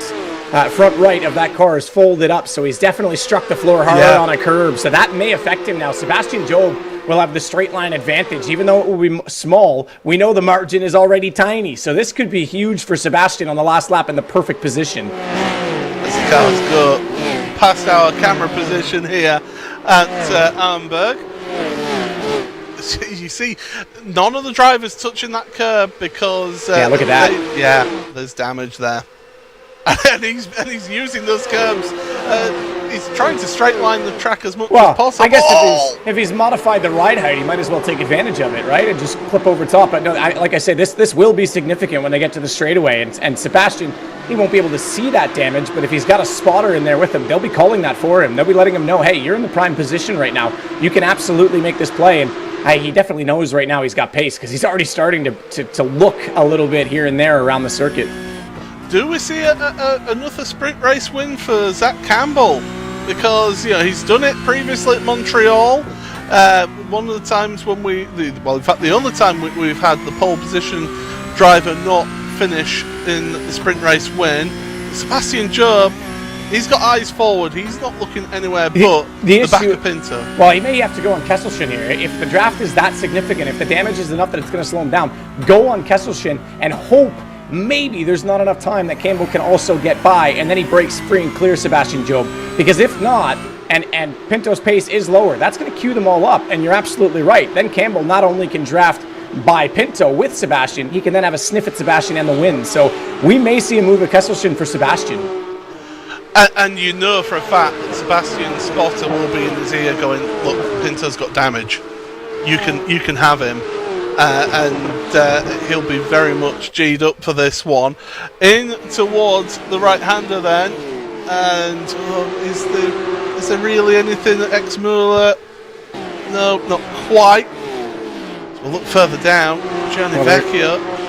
They're through Bergvik, so if he's going to go, it's going to be Yeah. right now. But I don't think the timing tower doesn't look like it's coming down that rapidly. So that they might just hold order and sit back. And Sebastian obviously feels confident doing that. Campbell's the same distance essentially behind Job, and there you can see the gaps. It's very level, and this is the problem. He is holding them up, and now there's a queue because they had to go, and it's Alejandro Sanchez that forces the issue because there is a huge speed difference. And Sebastian, I get what he's trying to do, but I think he gets by there. No one else has time to do it, and he can run right now. And look at that queue of cars right now that's behind. This is all the way back to 9th place now. It was the top 4 really just a moment ago, and then that hold up, that backup, 1, it allows Sanchez ahead of Campbell, but 2, it brings everyone in, including Cooper Webster, into this race. Everybody's getting a bit excited now. They're sniffing an opportunity of some big points here in this sprint race. Zach Campbell, though, he'll be a little bit frustrated at getting boxed in there. Absolutely. And again, I mean, everyone behind saw and sensed blood in the water and went for it. There's no question that they saw an opportunity. And Sebastian, he's trying to play the psychological game, but it may not be the right call because now he's stuck behind the slowed Pinto. And look how close Alejandro Sanchez is. He's welded to his rear bumper. That might as well be a Panamera. It's a long enough 911 right now. You can see the understeer in Zach Campbell's car as well from that onboard. As we look, there's Max Benneker right now. He's in the pole position for the feature race. If he stays where he is in 8th place, he gets the inversion and he gets himself pole position for the feature race. Cooper's got the similar damage to Diogo from a curb strike, so he may not have enough on the draft. It's going to be tight. That he may be able to fight for a position and keep that reverse. Oh wow, this is going to be a thrill ride at the end of this sprint race. Get yourself settled in, everybody, because this could, well, kick off. Job's dropped back a little bit as they go through the Beloff S. That might be smart. That actually might be smart because then he's going to be getting the draft and only catching Diogo Pinto toward the bridge, and then there won't be enough time for Sanchez to get by. This might be strategic and thought out from Sebastian, as he just wants to leave enough of a gap for only him to be able to make the move. Kleiner Carousel, final time in this sprint race then. Sebastian Job, he's looking at the championship leader. He wants those points taken off of Pinto. It'll only be a few points, but they all matter at this stage of the championship with how close everybody has been. Pinto will be looking to try and break the draft. He's using the asphalt on the side of the track as well to try and break that draft. But Job, he is in prime position right now. You can see the effect that the slipstream's having here, how quickly Job is catching up. But he's got Sanchez in tow. I don't know if he's done this. He may have left too much of a gap. Diogo did a brilliant job considering the damage. They get close now. And Sebastian, this is exactly it. If he gets by now, there's no time for Sanchez to also make a move and go side by side into the breaking point. Into Tiergap they go. Final time in the sprint race. Job to the lead of this one then. Onto the brakes over the bump. He's just got to get through those final couple of corners. Get the good exit. Pinto's got a better run out the corner. Job just needs to hope that he gets to the line first. Across the line they go in this sprint race. And it is Job who takes the win here in the sprint race. Pinto second by, get this, half a tenth of a second. Wow, even with that damage, he was able to get an incredible run out of the last corner. Obviously, it wasn't as substantial as we thought, but that was psychological the whole way from Kesselchen to the finish. And Sebastian, I thought he left too much of a gap. As they were weaving, I wasn't sure he was going to get that done, but just barely does. And I know it seems weird because he potentially does Diogo a favor and gives him second, but he guarantees himself the win, which is the bigger points gap for him. David Williams here, further down in your order in 28, outside of the points. Not a day to remember for the Brit. The oldest man on the grid comes across the line and he finishes his race. Here's the standings then at the end of that one. It is Sebastian Job, as I say, by half a tenth of a second over Diogo Pinto, championship leader. Alejandro Sanchez, third place ahead of Zach Campbell. Campbell losing some precious points on the two in front. Charles Collins fifth ahead of Dane Warren. Kevin Ellis Jr. seventh, with Max Benneker getting the reverse grid pole position here for the feature race in 8th place. Cooper Webster and Johan Haaf round out your top 10. Jeremy Bootloop ahead of Sarika with Biko, Vecchio, Talons Caruso, Sipola, Giassi, Grabowski and Graham Carroll, the last of your point scorers in 20th place. Jamie Fluke just outside, along with Josh Thompson. Thomas Tetela in 23rd after issues on lap 1. Sam Keiter, Oscar Bixrud, Quentin Violate, and the rest out there on the field. But, wow. Take a breath there, because look at the live championship standings now. 24 points between Pinto and Job. Yeah, very close indeed. It's only 1 point to the good for Sebastian so far this round, though, because remember, it's 10 and 8 and then 6 respectively in qualifying, and it's only a 3-point gap for Sebastian. There's actually a tie as well right now for 16th position, and remember, that's the first position in relegation, so that's going to be an interesting contest to watch for the rest of the season as well. But man, oh man, just to point out that poor Cooper Webster couldn't get the job done, doesn't get reverse grid, but he will be right with Sebastian Job in this race, so a bit of a wingman opportunity for him.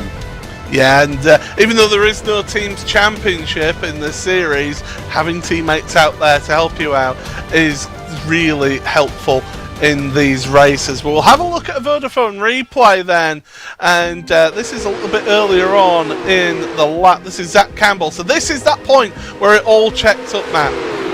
Yeah, absolutely. I really did think Sebastian was going to go for a move here, but couldn't.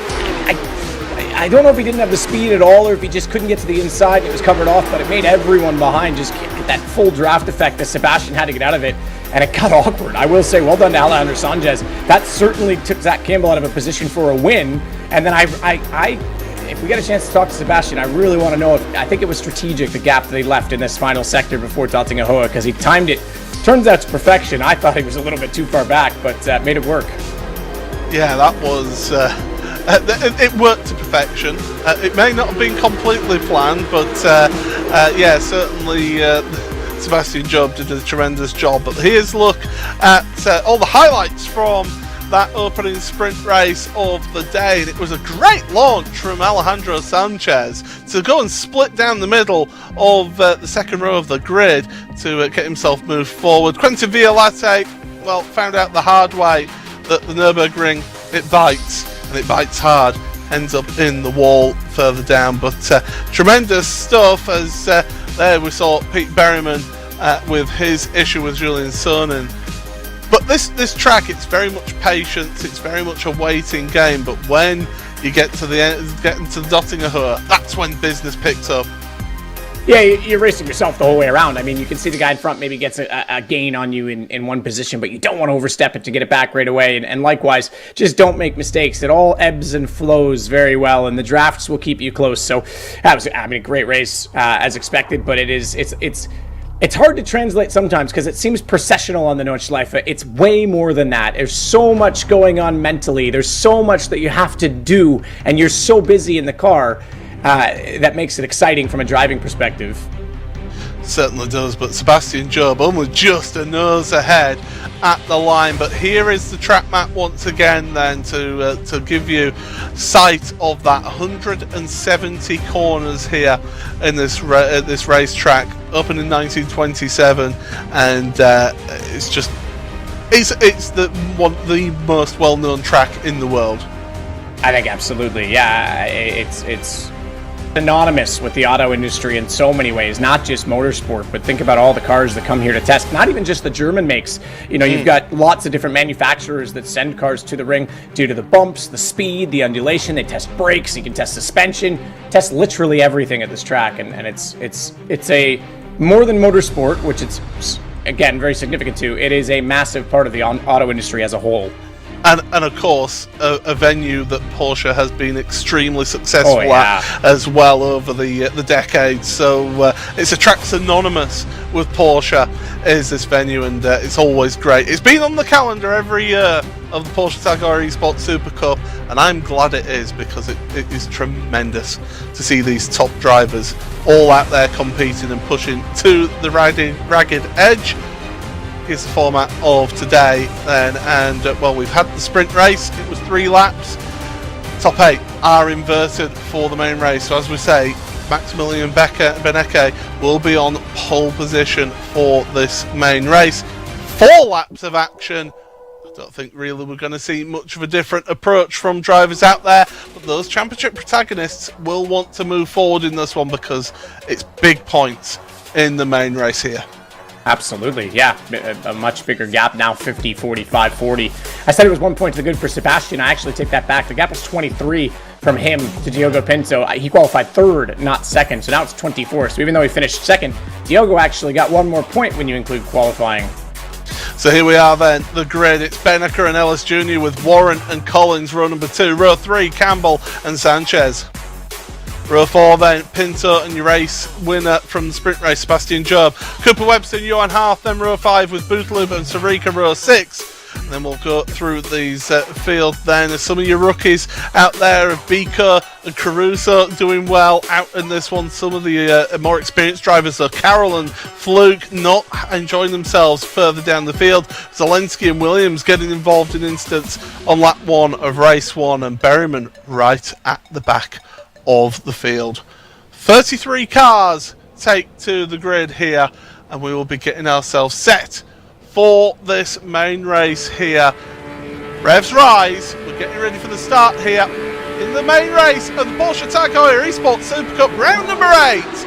Green flag in the air, it's a good launch from Max Benaker on the pole position. Kevin Ellis Jr. though, following him straight away. Dane Warren looking busy, looking to the outside into turn 1. It does give you the inside from turn number 2. 4 wide, 5 wide further back in your field. Absolutely tremendous to see. And incredibly, everybody has made their way through turns 1 and 2. This is where you'll see some big moves being made on this opening lap. Cold tyres, cold brakes, tyres are not up to pressure. Well done, Sanchez. And Sanchez, great move there on Campbell, but Campbell's fighting back here. Yeah, that's a corner you can hold the outside. In fact, the faster line is actually to properly take the first corner and brake tight on the slower right-hand second apex. You don't have to open the entry up as much because it's downhill, and you actually can sacrifice more speed loss by trying to keep the corner of the late apex. A little bit of a shuffling going on. Josh Thompson getting involved in that's going to make up 1 position, but well done from Alejandro Sanchez to hold that outside and then stick the nose in with the braking in his favor. Where's Job? What happened? And Campbell! That Job and Campbell, they're dropping down the order here. You can see on our timing tower, it's a slowdown penalty for Zach Campbell through the Schumacher S. That has to be, and I would imagine that Sebastian Job has got something similar has happened to him to drop all the way down to 11th place here. That's 2 of your championship protagonists, 11th and 14th now. All right, Cooper, let's see what you're worth as a wingman. He's going to try and hold up Sanchez, keeps the position at the chicane, and Job's desperate to get more moves done before they head out under the Nordschleife this time because he's so far back drafting. You want to try and battle for the lead? Well, you got to get up close first. That is a heck of a slide as coming out of the corner and onto the ring. Biko gets a little bit sideways, fortunately does not hip check Sebastian Job, but further back, more drama, and this time around goes one of the RHE cars. Oh, Biko Job, they're around. The 2 of them have come together, and Job can just see this championship fight going away once again at the Nürburgring. He seems to have joy and then despair. 2 years in a row. This is absolutely incredible scenes. Benaker leads this one from Ellis Jr. Warren in 3rd ahead of Collins. Championship leader Diogo Pinto, crucially, 5th place. Ellis Jr.'s in a good position right now to get points back in this fight, but yeah, you're absolutely right. This is huge. Sebastian, we didn't get confirmation of whether or not it was a slowdown for him. We did for Zach Campbell. Either way, gets shuffled out. He's trying to desperately get positions made before they head out onto the Nordschleife. And I just said Pinto got a slide, and I wonder if his tires were still hot, and the same thing happened. There's a very quick right-hander before Hatzenbach that is very, very close to flat. In the early portions of the race, side by side, very easy that they could have tangled in that position. I'm really curious to see if that's where it happens. Job is still running, but he's in 28th, and he must have significant damage to his car. He'll be struggling to catch up to others. And, well, let's have a look then from the replay then. Marina Sarika had the best view of this then, Matt. But they are turning onto the loop here. This is what I consider the first corner on the Nordschleife. And oh, they body checked before that. Not enough room given. I mean, you can't expect Sebastian to get up over the curb on that one. And I have to say, that's on Biko. Sebastian just ran out of road. I know he's trying to pinch him in a little bit, but it's a narrow enough circuit as it is. And yeah, unfortunately, Sebastian's never going to jump the curb there and expect to make the next right-hander without clobbering into Biko. So I think he just misjudged how much of a gap he left Sebastian to work with. I can see Sam Keiter and Kamil Grabowski on my timing screen are dropping down the order. In fact, Keiter has taken a tour back to the pits as well. So Grabowski carries on. That's 1 place gained then for Sebastian Job. He needs to make every point matter in this race. He needs to get into the points, in fact, to start with, because he's 26th. And he's the last of the runners, because Matti Sipola now is stationary out on track. What on earth is happening in this main race here, Matt? This is, just more people desperate for position, trying to make up for it. The features got a little bit more focus on it. And yeah, absolutely. It's drama once again. Sebastian Job scored right now in 27th. Will have damage. We'll see if he can at least get back into points to salvage something from this. But everyone's making moves this time out on circuit. They aren't going to stay give each other room, and unfortunately they just can't get it sorted out before turning in. And it's a weird corner, that one, because you actually are heading uphill, but you're getting the compression on turn in, and you can actually run the car wide. But because you are cresting the hill at the apex, it's actually harder to hold it left. So they didn't even get that far before making contact. Look at the damage on Zach Campbell's car, and he is a sitting duck up here. They're almost going 3 wide up through Kesselchen right there, heading towards Mutkerv, but Campbell somehow hanging on to 10th place. This championship has had more twists and turns than the Nordschleifer itself. That is as close as you ever want to be out of Bravery. He was beyond the cobblestone curbing. He was 1 wheel in the grass. That is so easy to lose the rear there for Zach Campbell, but you're right, he's done just enough on that straightaway. Kesselchen obviously not quite as straight as touching Heuer, a lot narrower to hold position, but he is struggling for pace. As things stand right now, it is Pinto who leads, and now because of the positions in this main race, as things stand, Kevin Ellis Jr. moves up into 2nd place in the championship. Zach Campbell and Sebastian Job drop down to 3rd and 4th respectively in those live championship points. Oh, this is... I was hoping that we were going to see things close up and have a really dramatic end to the final 2 rounds of the championship, but this circuit, it bites, and it bites hard. And unfortunately for both Campbell and Job, it's bit badly.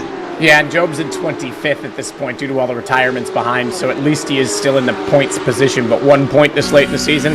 I doubt that's consolation in any way, shape, or form.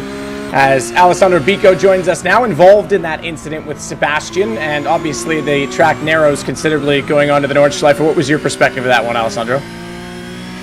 Yeah, very hard to me, because I did a very good start. I was, I think, top 10, and I don't know, there was a bit of netcode, but come on, I don't know, you can't leave, I don't know, we'll see. But yeah, I'm very, very angry now. Yeah, and obviously you knew that Sebastian was alongside, but it is getting into the tricky stuff on the circuit. Did you feel that you had enough ahead that he should have potentially backed out of that one? Yeah, but yeah, the racing was very hard, but clean at least.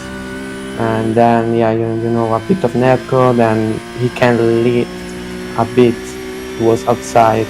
Yeah. All right. Well, thank you for that, Alessandro, and commiserations for today. Unfortunately, you'll be out of this race.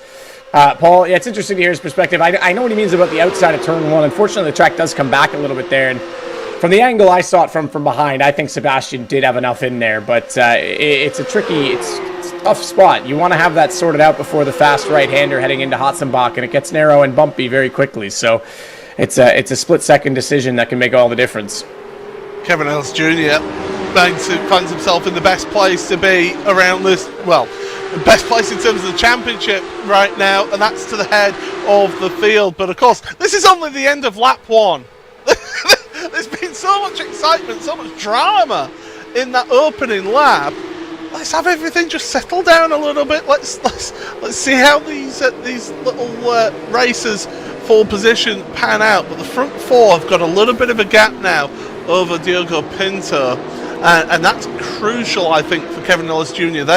Ellis Jr., if he has his way, Pinto drops off of the draft here so that he can at least make the most of being at the front of the field. But Pinto's hanging there and just about hanging in for a slipstream.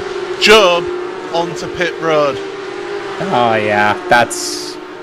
I mean, look, he knows he's in a position now that there's only so many runners left. 25th, he's about as far forward, excuse me, as he's going to go. Obviously, the damage is too significant for him to close the gap. So yeah, and Meatball, there you go. You do have 3 laps to serve it, but you might as well just get it out of the way. So I don't think we'll see much more from him in terms of any chances today. Now, the interesting thing we do have a chance at for longtime sim racing fans and people who follow iRacing, Mr. iRacing himself is Max Benica, well over 10,000 iRating at this point. He goes up and down between 11 at times.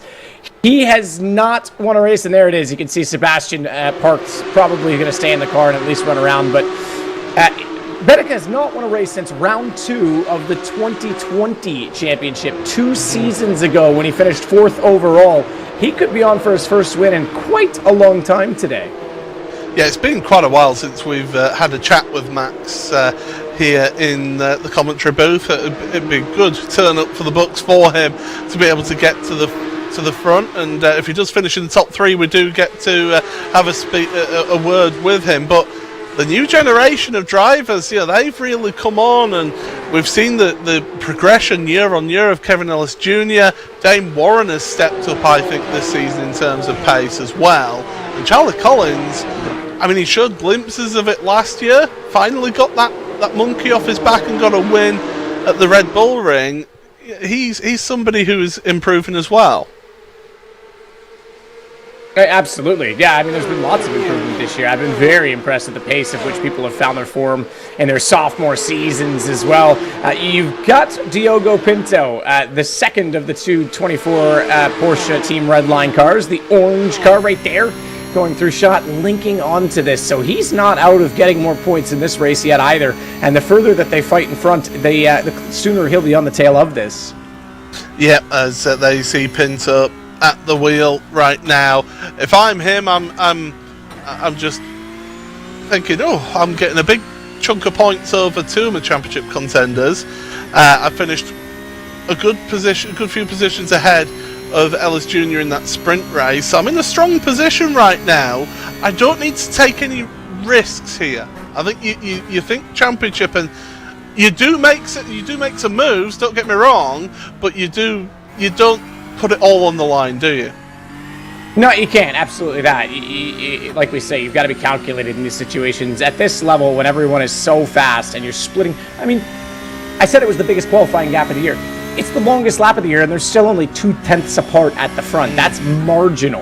And when you include the draft into that, it's non-existent. So it is a psychological affair at the front right now, and you need to, well, throughout the whole field, but especially at the front right now, you need to pick your moments, because it's very easy to get it wrong as well and leave yourself exposed or break the draft. You know, you might get one move done now, but suddenly there's a bigger gap in front of you. You're not in the draft, and if you'd waited, maybe you could have got them both on the straightaway. So it's very much a pick your moments situation.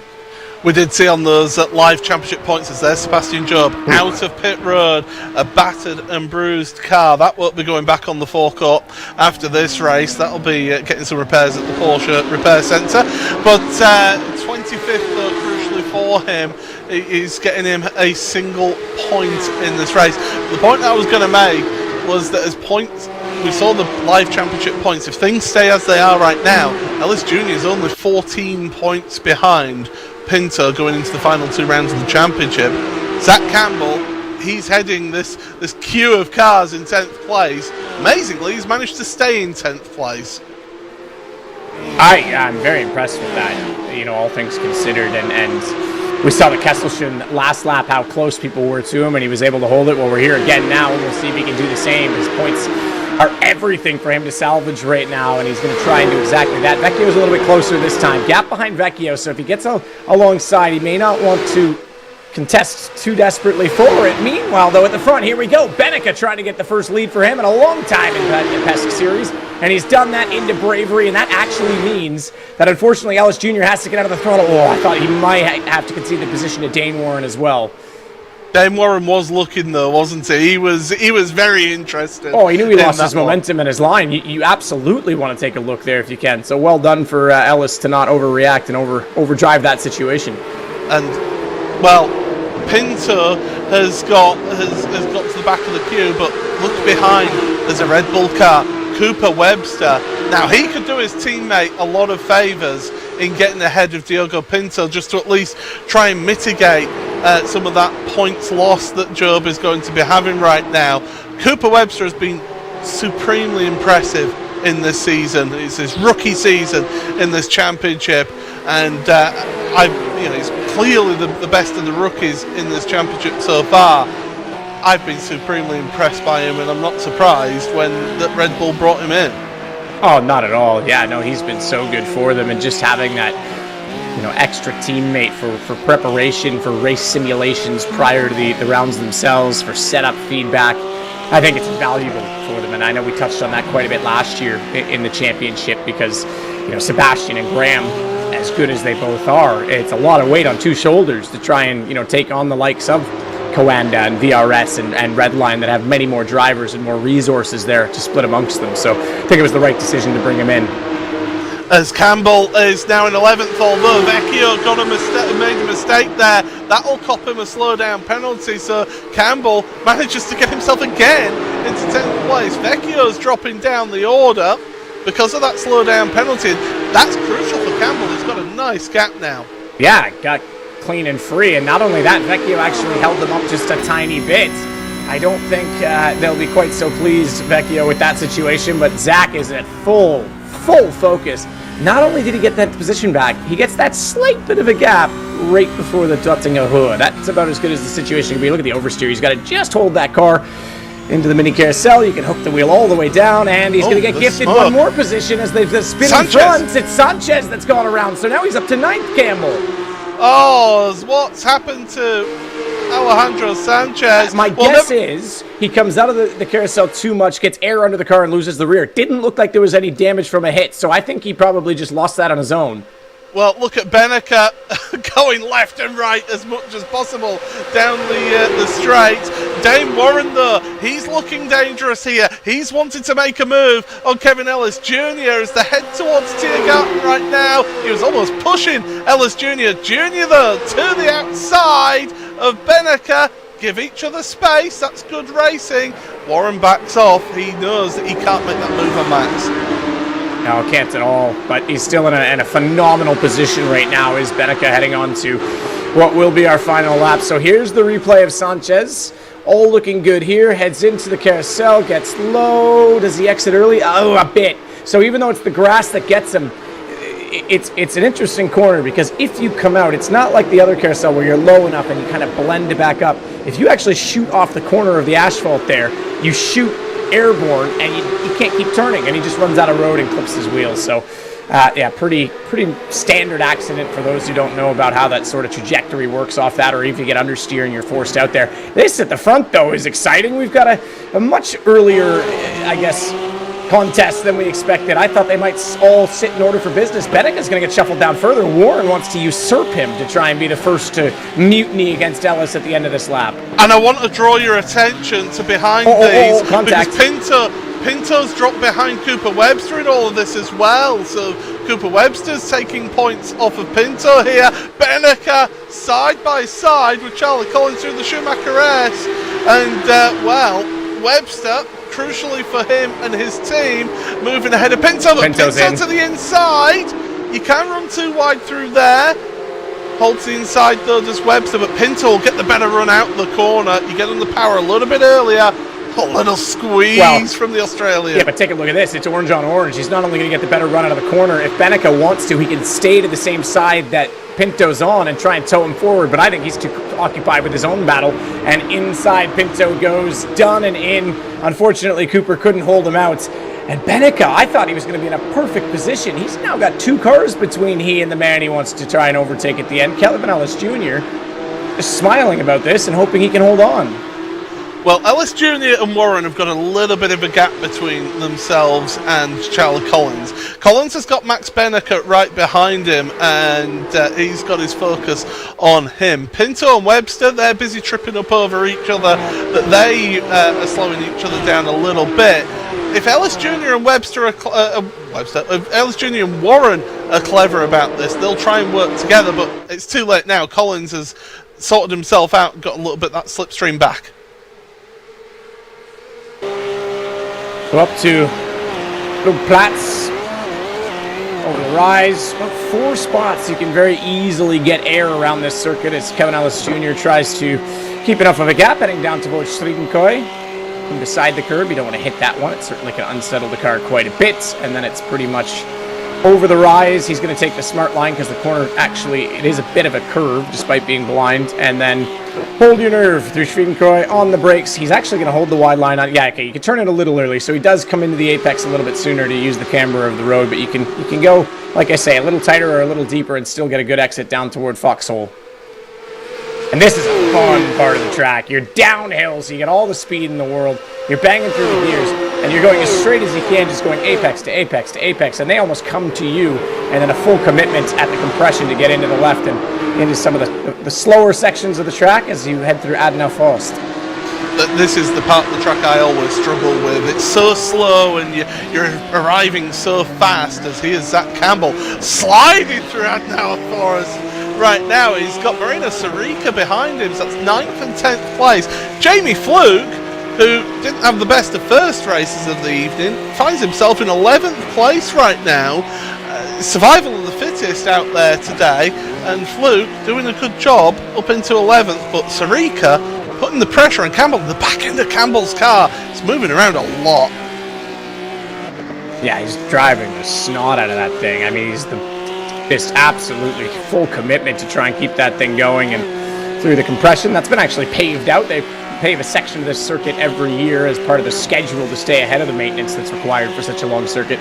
And coming into the slowest corner on the track, this is where you can settle things down, get a clean drive, let those tires cool down as everything settles for a moment, and then down toward Exmule, a bridge that I nearly hit on my very, very, very first lap around here, because you're downhill, it's very easy to get understeer here, and I lifted too much and then got the differential oversteer and nearly painted that wall with someone else's car. I wasn't, I was pretty scared for a moment, I won't lie. I wasn't too happy with that one. Never made that mistake again, but these guys know how to get through there, no problem, and then it's up and out of Exmule toward the louder links, and we'll see if Zach Campbell somehow again can hold his own down the straightaway. But meanwhile, we've got to look forward because they're already on Kesselstrom, which means there's a bit of a draft going on at the front.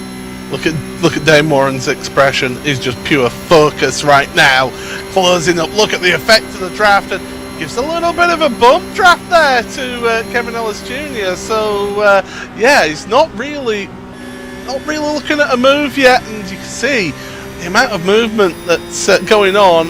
There's just the little intricacies, all the bumps of this track as well, and the undulation really does affect this car. I do want to point out Sebastian Job has gained a position because Gianni Vecchio has taken a tow back to the pit, so Job now up to 24th. Kamil Grabowski has come out the pits. He's in 26th at the moment, but he should actually move up to 25th with Vecchio going back to the pits. But Warren right now, the focus on his eyes, it's just absolutely incredible to watch these drivers.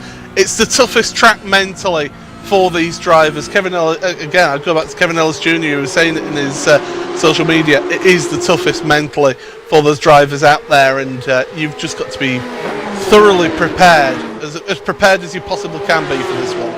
Oh, no question. I mean, it is very much in your heads, rent-free before you even arrive at the Green Hell. I mean, that's why it's called that, and there's no question this is the toughest mental challenge. Like I say, so easy to make a mistake. And Vecchio has made one as he came down the hill toward Metzgefeld and just couldn't quite keep it together. A little bit too much speed on entry and understeered straight off and grass wall. I think you know how that one goes.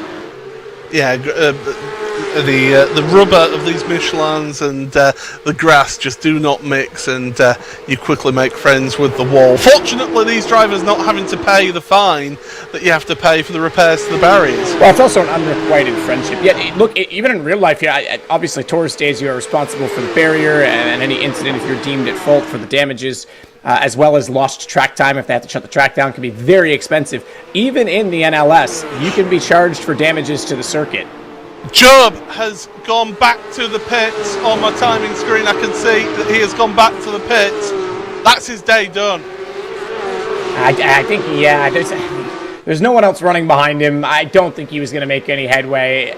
I'm not surprised. We saw how much damage he was running with on that car, and sure, you might run around in hopes that other people are going to retire and, you know, he picks up a few more points, but even that seems unlikely, and he's obviously waited out and decided game over. Well, here we go, down the Dottinger Heuer once again. Ellis Jr. trying to break that draft, unsuccessfully for him, he must say. But Dame Warren now, he wants to move forward in this one. He's trying to get ahead. He gets a nose ahead, and now Charlie Collins, he can join the party here as well. Dame Warren and Charlie Collins working out of the same outfit, different teams, of course.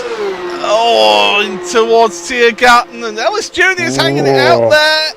Collins got very close to the back. I was more worried about Collins when he lifts to stay out of that, if he can control the car with the lift and then not end up backing up into Benica behind him. So yeah, he managed to slot back in, but that could have been dramatic. So Job, okay, turns out he did have another incident. I imagine that car is quite a handful to drive. All sorts of aero issues, tires exposed, yeah, hits a curb. He's probably already mentally resigned at this point anyway, and I know it's tough and it's a bitter pill to swallow, but he's now had to fully retire that car.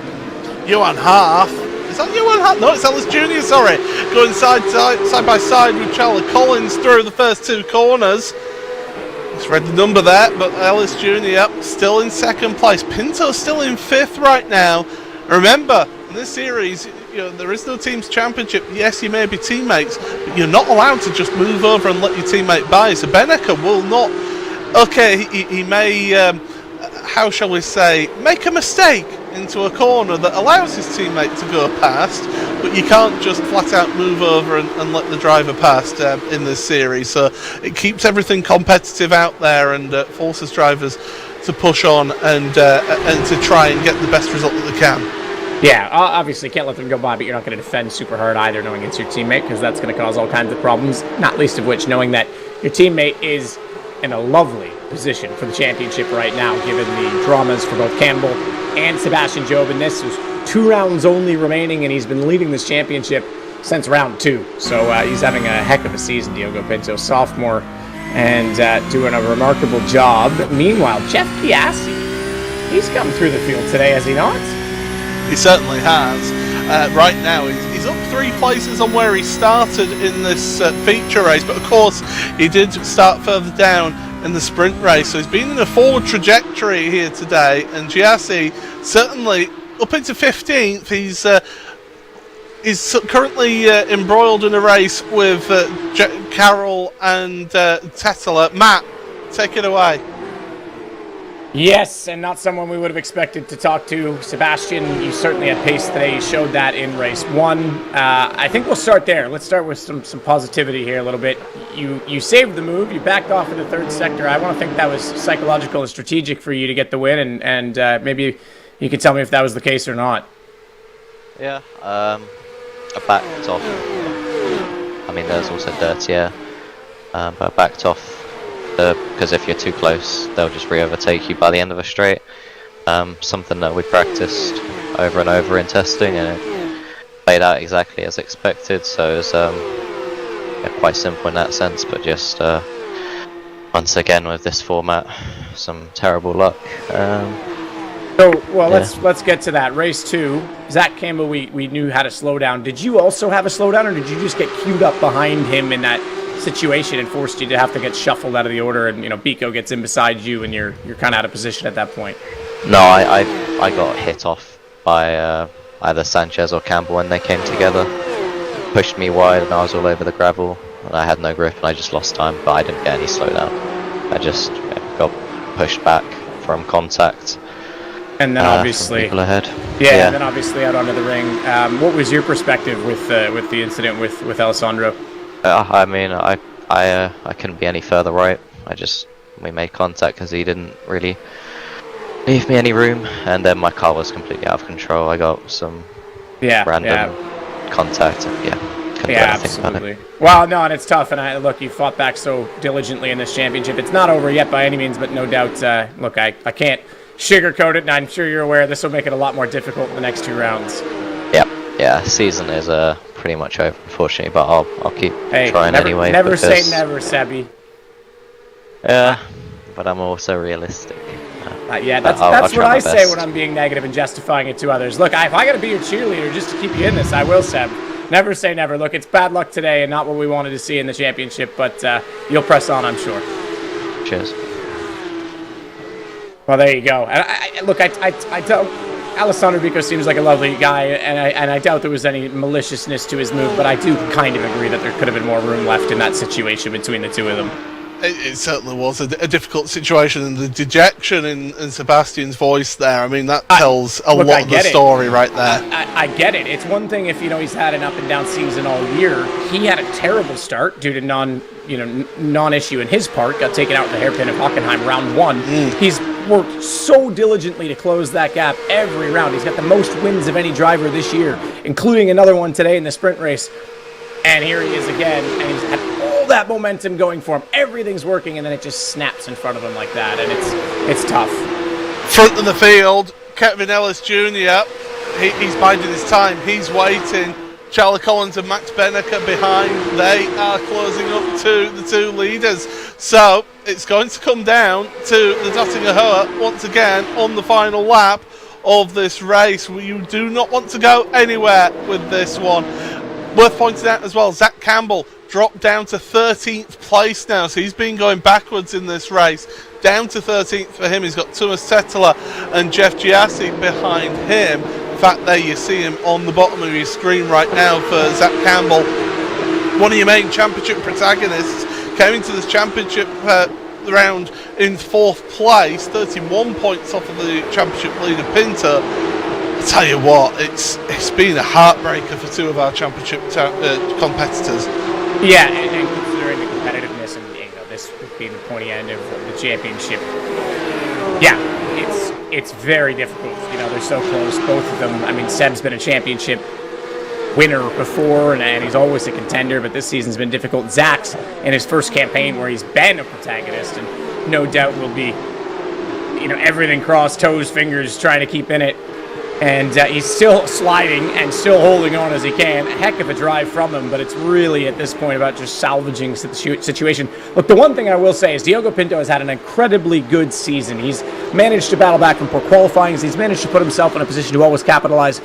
But luck goes both ways, and everyone needs to continue to consider that the bad luck can catch him out as well. And the bad luck has caught out Dane Warren as well, because he got a slow down penalty. Or maybe not a slow down penalty, but a mistake. Nonetheless, Ellis Jr. on the grass there. He's pushing as hard as he can now as we're heading towards the end of the lap here. And this is all about setting yourself up through the Kleiner Carousel, through Galgenkopf, down the Dottinger Heuer. And Ellis Jr. right now is in a position he does not want to be in. Not at all. This is going to be so tense for him. And there's no gap, as we heard Sebastian talk about it. He knew the exact calculation he needed to pass late. Dane Warren's going to be on it, but he's also going to be under attack as it's Collins, Benneker, Pinto, all on this train. In fact, Harth's closed up. Webster's still in this. Harth, this is a great finish for him in this race. He hasn't had too many, but here we go, Paul. Yeah, this is the run down the Dottinger Heuer. You can see Ellis Jr. weaving left and right, and the snake of cars following. Now Collins has to be careful because of Benneker. He can't follow that weaving if Benneker comes alongside him. Here comes Warren. They're touching doors between the 2 of them. Collins to the right now. Benneker's trying to make it 4 wide. This is absolute craziness down the Dottinger Heuer, heading towards the Tiergarten. Oh God. Oh my goodness, 3 wide. There's touching, there's contact. Ellis Jr. How has he held that one? That is incredible. Warren's around. He's around. Charlie Collins though, he's at the front of the field. We're gonna have to. He's got to slide. He's got to slide. Oh my goodness. Here comes Beneker. Charlie Collins, he's weaving. He don't want to celebrate too early, but Collins does just get that win ahead of Beneker. Who finishes third? It's championship leader Pinto. Pinto in third place. Cooper Webster fourth. Ellis Jr. He started the Dottinger Heuer in the lead. He finishes fifth place. Oh, take it all back. Yeah, we'll rewind that one and get the tape ready. I thought there was enough of a slide for Charlie on the last corner. Beneca might have been able to get a draft and a sniff at that, but obviously he felt otherwise, celebrating before the line even. What a win from him. But Diogo Pinto again, Mr. Racecraft. That was always going to be dramatic. Like Beneca, look, fair play. He went for it from fourth, 3 wide, and it was never going to work out. Pinto, I think, sensed that, got out of it, and managed to find his way through. Well, let's calm everything down. Let's have a look at the Bose post-race show then, because we have got a lot to talk about at the end there. Here we go, Matt. You talk us, because I thought Warren and Ellis Jr. were going to have a big accident when they made contact. Oh, Ellis Jr. did a phenomenal job of saving it the first time around, the first contact, because here's the touch. Side draft, call it what you want. That is full contact. That's not netcode. That is full-on door rubbing. And Holland senses it, tries to get around it. And Beneca's thinking, do I go in between them? No. Do I bump draft it? Not sure. He sits his position. He holds it out. And then as they go in, this is 3 wide at over 290 kilometers an hour. Look at the wiggle. Look at that speed wiggle from Ellis Jr. And unfortunately, Dane Warren was still in it, couldn't connect it, and he just clips out. Oh, this is incredible. He connects Ellis Jr., cool style points, if you will, who holds up his teammate, and look who goes right through. Pinto sees it all coming, and he's the right place in the right time in the right spot. I mean, how much of this season has Pinto been the right man in the right place? It is an absolutely incredible finish to this race, and oh man, get that on the highlights package, because that is sensational. There's your results, your unofficial race results then from round number 8 main race. It is Charlie Collins, his second victory in the series here, his first feature win as well, so congratulations to the young Brit. Max Beneker just a 10th and a quarter back from him in second place ahead of Diogo Pinto. Third place for the Portuguese driver who is leading this championship and has got himself some big points. Webster fourth, the best rookie with Ellis Jr. Oh, heartbreak for him in 5th place. Boosloop, great drive to move up into 6th ahead of Half. Warren down to 8th ahead of Sarika. And Jamie Fluke rounding out the top 10. Talons, Carroll, Tetela, Giassi. Look at that, 15th, Zach Campbell. He dropped down even more places on that final lap. Oscar Bixrud and Bobby Zelensky with Julian Sonnen, Alejandro Sanchez. I mean, the instant that Sanchez had right at the start of the race. And then, well, it's showing us 26th. Obviously, we'll get the standings and everything finalised afterwards, but showing 26th there on the standings, Sebastian Job, that's 0 points. Yeah, that's a tough day at the office for him, no question. And like you said, you could hear the dejection in his voice. But that was a heck of a finish. I mean, even Jeremy Bootloo was nowhere near that draft train. He picks up 2 spots after all the drama. And credit to Johan Harth as well for not clobbering into his teammate on that rejoin. So that could have been even more dramatic for those Apex boys. But they got across the line. Meanwhile, across the line first, Charlie Collins. That was about as dramatic a finish as you could ever want. You were involved in the draft train here last year as well. Yeah, that was very dramatic, I think. The drivers as well, I think we're just waiting for the last lap straight. And yeah, delivered. Unfortunate for Dan. Wow. It was a heck of a move, and obviously Beneca was right behind you trying to get through and find his way. This is your first feature win. And you were certainly celebrating that before the line. I was a little worried Beneca was going to get a run, but you seemed pretty calm with it. Yeah, that would have been embarrassing if he did. So I'm glad he didn't, yeah. Yeah, talk through your race overall, because there was a bit more position changing than the sprints where, Beneca was up in second, and then he fell back a little bit. There was a bit of drafting going on, even at Kesselschön, where people were maybe looking. What was your strategy to try and be in the right spot? To be honest, I had no say over where I was going to be. It was just completely draft locked.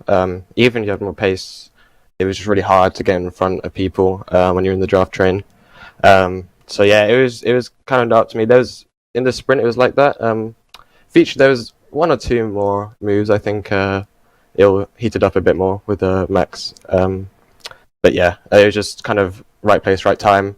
And I was coming on the dotting here. I was really happy with third. I think like coming onto the straight in third place, I think I knew I could do something from there. Looking at the gaps and everything, yeah, it just worked out perfectly.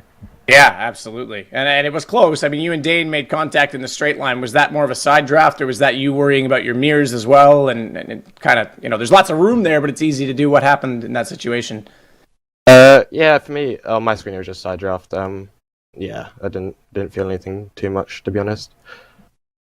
Yeah, just curious. I mean, it wasn't nefarious contact by any means, but it's just interesting when you see that how close it really had to be. But either way, look, good job. Congratulations. First Sweeter win, and about as dramatic as you would have liked it. Cheers, guys. Thank you. Yeah, no worries. Absolutely. And of course, across the line, second place, Max Benica. I was rooting for you. I thought we were going to get your first win in the series in quite a while, and I think that's probably as close as you could be from getting one. Yeah, thanks. Well, it was very close. Obviously, Nordschleife is always a gamble until the last lap, as you could see. In the end, P3 and P4 ended up P1 and P2. So, but obviously very happy about it. Pace was not really there this week, so even more happy that it worked out. And yeah, just overall happy also for Diogo that he came in third. Yeah, super solid for him in his championship run, and obviously you working with him, he's had an incredible season. How has that kind of shifted the focus for you in these last rounds? Has that certainly been something that's been discussed? Because obviously you're going for a win today too, but if Diogo gets alongside, I can't imagine you're going to be too argumentative about it. Yeah, obviously you try to not block him off or something if he's quicker than I let him by. I think it really depends on the track at the moment. I had a couple of good tracks, now a couple of bad tracks again, and it's the same for Diogo. So it just always shifts a bit, but obviously I would not fight him as hard as I probably would fight others. But still, he made good points, and I think he just has to consolidate now what he has, and then he can secure his championship. And for you yourself also, you I think it was lap 2 crossing the line, starting lap 3, shuffled out a little bit in the arena section, or rather the cut through the 24-hour format, as it will, but on the GP circuit. Was that kind of annoying to you? Were you hoping to be a little closer to the front at the end than 4th, per se? Yeah, 4th is not the position you want to be in, because usually 3rd has the best run, as you could see with Charlie. So I try to stick in either P1 to just try to break the draft somehow with a bit of luck. That's what I tried with the move there, but then in the end just got unlucky and ended up being P4.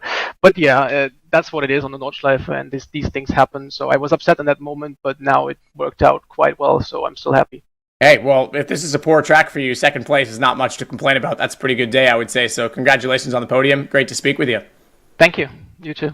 Absolutely. And of course, therefore in third place, as Max alluded to, once again, Mr. Consistency. I have some issues on my headset. I can't hear anyone. That's all right. We can pretend that you can hear us, and I'll talk for a moment. You let me know when you can. But obviously, found his way through all of the carnage in front, managed to duck in behind Johan Hart at the last second, despite that Kevin Ellis Jr. was coming out behind him, and picked up the victory. And I don't know if he can hear us, but I'm sure if he wanted to, he could just ramble on about how that went for him. Perhaps not. I'm not sure. But look, it's a good championship. Maybe what we'll do is we'll come back to Diogo. No, I think it's you hear now. me? You hear me? Okay. I got it working now. We'll be quick. I tried to buy you as much time as I could. Look, you once again managed to find your way through all of the carnage, and another amazing result right at the last second. What was going through your mind going down the straight when everyone was battling and touching and arguing for position? Well, at that point I was side by side with Johan, so I had to decide if I wanted to be aggressive and fight for my place or back out. So I ended up trying to hold my space on the outside, but then I saw, I think it was Kevin and Dane, I think. Yes. They had contact and they spun, so I decided to just go full send and break late to try to keep my place, but at the same time try to navigate myself around the carnage. So I ended up getting lucky, and I think on the last corner I almost ended up having contact with Johan and Dane. Kevin, sorry. Could you see Kevin on your right the whole time he was spinning through the grass? Were you expecting him to rejoin where he did? Yeah, I have the triple screen, so I could see him on my right. And I saw him rejoining backwards onto the track. there was nothing he could do. He was on the grass, he was holding the brakes, and I was just on the right place at the right time. I was really lucky. Did you have to lift out of that at all? Did you lift to leave a gap to see what was going to happen to allow yourself? Because obviously Yoan got caught out and had to stop. Yeah, exactly. I was as much on the brakes as I could without locking up, and I ended up getting through it. It was really close though, and yeah, it's those moments where I got lucky. Now some days I get unlucky, but thankfully today it went towards me. Well, it did, absolutely. And it means you outscored, once again, all of your competitors in this championship. You now have 2 rounds to go. I'm sure you're certainly thinking about that at the top of your mind. Yeah, exactly. I managed to get pole. The lap was not great, but I think everyone was really cautious. On the sprint, I tried to pull away as much as I could to get the sprint race win. It was really my main goal to get pole and sprint win coming into this race, but I ended up not pulling a gap. And yeah, on the main race was just trying to avoid the issues. I ended up getting lots of damage early on. I don't know where, but my car was quite a bit down on speed. But thankfully, I got really lucky at the end with the incident. Wow, yeah, you held on well considering a curb strike did something to the splitter. Look, congratulations on a solid performance again. Pole, second, third, and a heck of a lot of points that'll be moving forward with only 2 rounds left. Yep, thank you. Now we're going to do something a little different too. We're going to talk with Kevin Ellis Jr. Kedge, you were here, there, and everywhere, backwards, forwards, and on the grass in the last corner. Talk us through what happened in that spin. Yeah, obviously really unfortunate. Not happy with the result either. Yeah, like we done everything right, but after qualifying, the lap didn't really hook together the way I wanted. So we sort of sat where we were in the sprint and just sort of took what we had, knowing that it was quite hard to pass. We would just take the reverse and sort of manage it, which we did do until Dane had a bit of a moment before the dip at the end of the lap. We're about 0.5 back, which is the range I wanted to be in to have enough of the straight to get a run up and get by him without him having a chance to sort of get back. It just didn't really work out. I got stuck out front. I tried to back the field up a little bit at the end just to cause a bit of carnage, but all that ended up happening there was we were 4 wide, a little bit of net code and bad luck, and that's all she wrote, really. Yeah, and you know what? I don't even think it was netcode. I just think it was a hip check, one car into the other. It was pretty much direct contact. You did a ridiculous job of saving that first tank slapper. That must have been a hairy moment at that speed in the compression. Yeah. Took the hands off the wheel, stabbed a couple pedals, and hoped for the best there. The wheel completely came out my hands with the first hit, so I was sort of trying to grab it any which way to hold on to it. Thankfully we, as you say, we gathered it up. But then as Dane sort of bounced off the wall on the left, I didn't know if he was going to bounce back to the right, so I was on the brakes trying to sort of get it slowed up. But obviously I had Diogo, Johan, and everyone else coming behind, so I couldn't really take the line that I wanted, and he just sort of skimmed me there. Thankfully, obviously, I'm very thankful that we spun the way that we did so that we could carry on and obviously get that P5. But I think we deserved a top 2 there today. Like we played it right. The guys at Apex gave me a great car. We just unfortunately didn't pan out the way we wanted. Yeah, no, you're absolutely right. At least you came on the track pointing the right way. Sort of. You entered backwards, but it spun you back around. You were able to carry on quickly and not lose more positions. So the best of a bad situation in that, but heck of a race. Look, it certainly looked more composed for that save than, Jesus taking the wheel from you, because it was pretty impressive, I thought. Maybe I'll take some points back and call it luck now. Sorry, you've incriminated yourself. That's all good. I appreciate it. Well, very, very good race. And Paul, that certainly gives us a heck of a different championship picture than maybe we would have been expecting moving forward.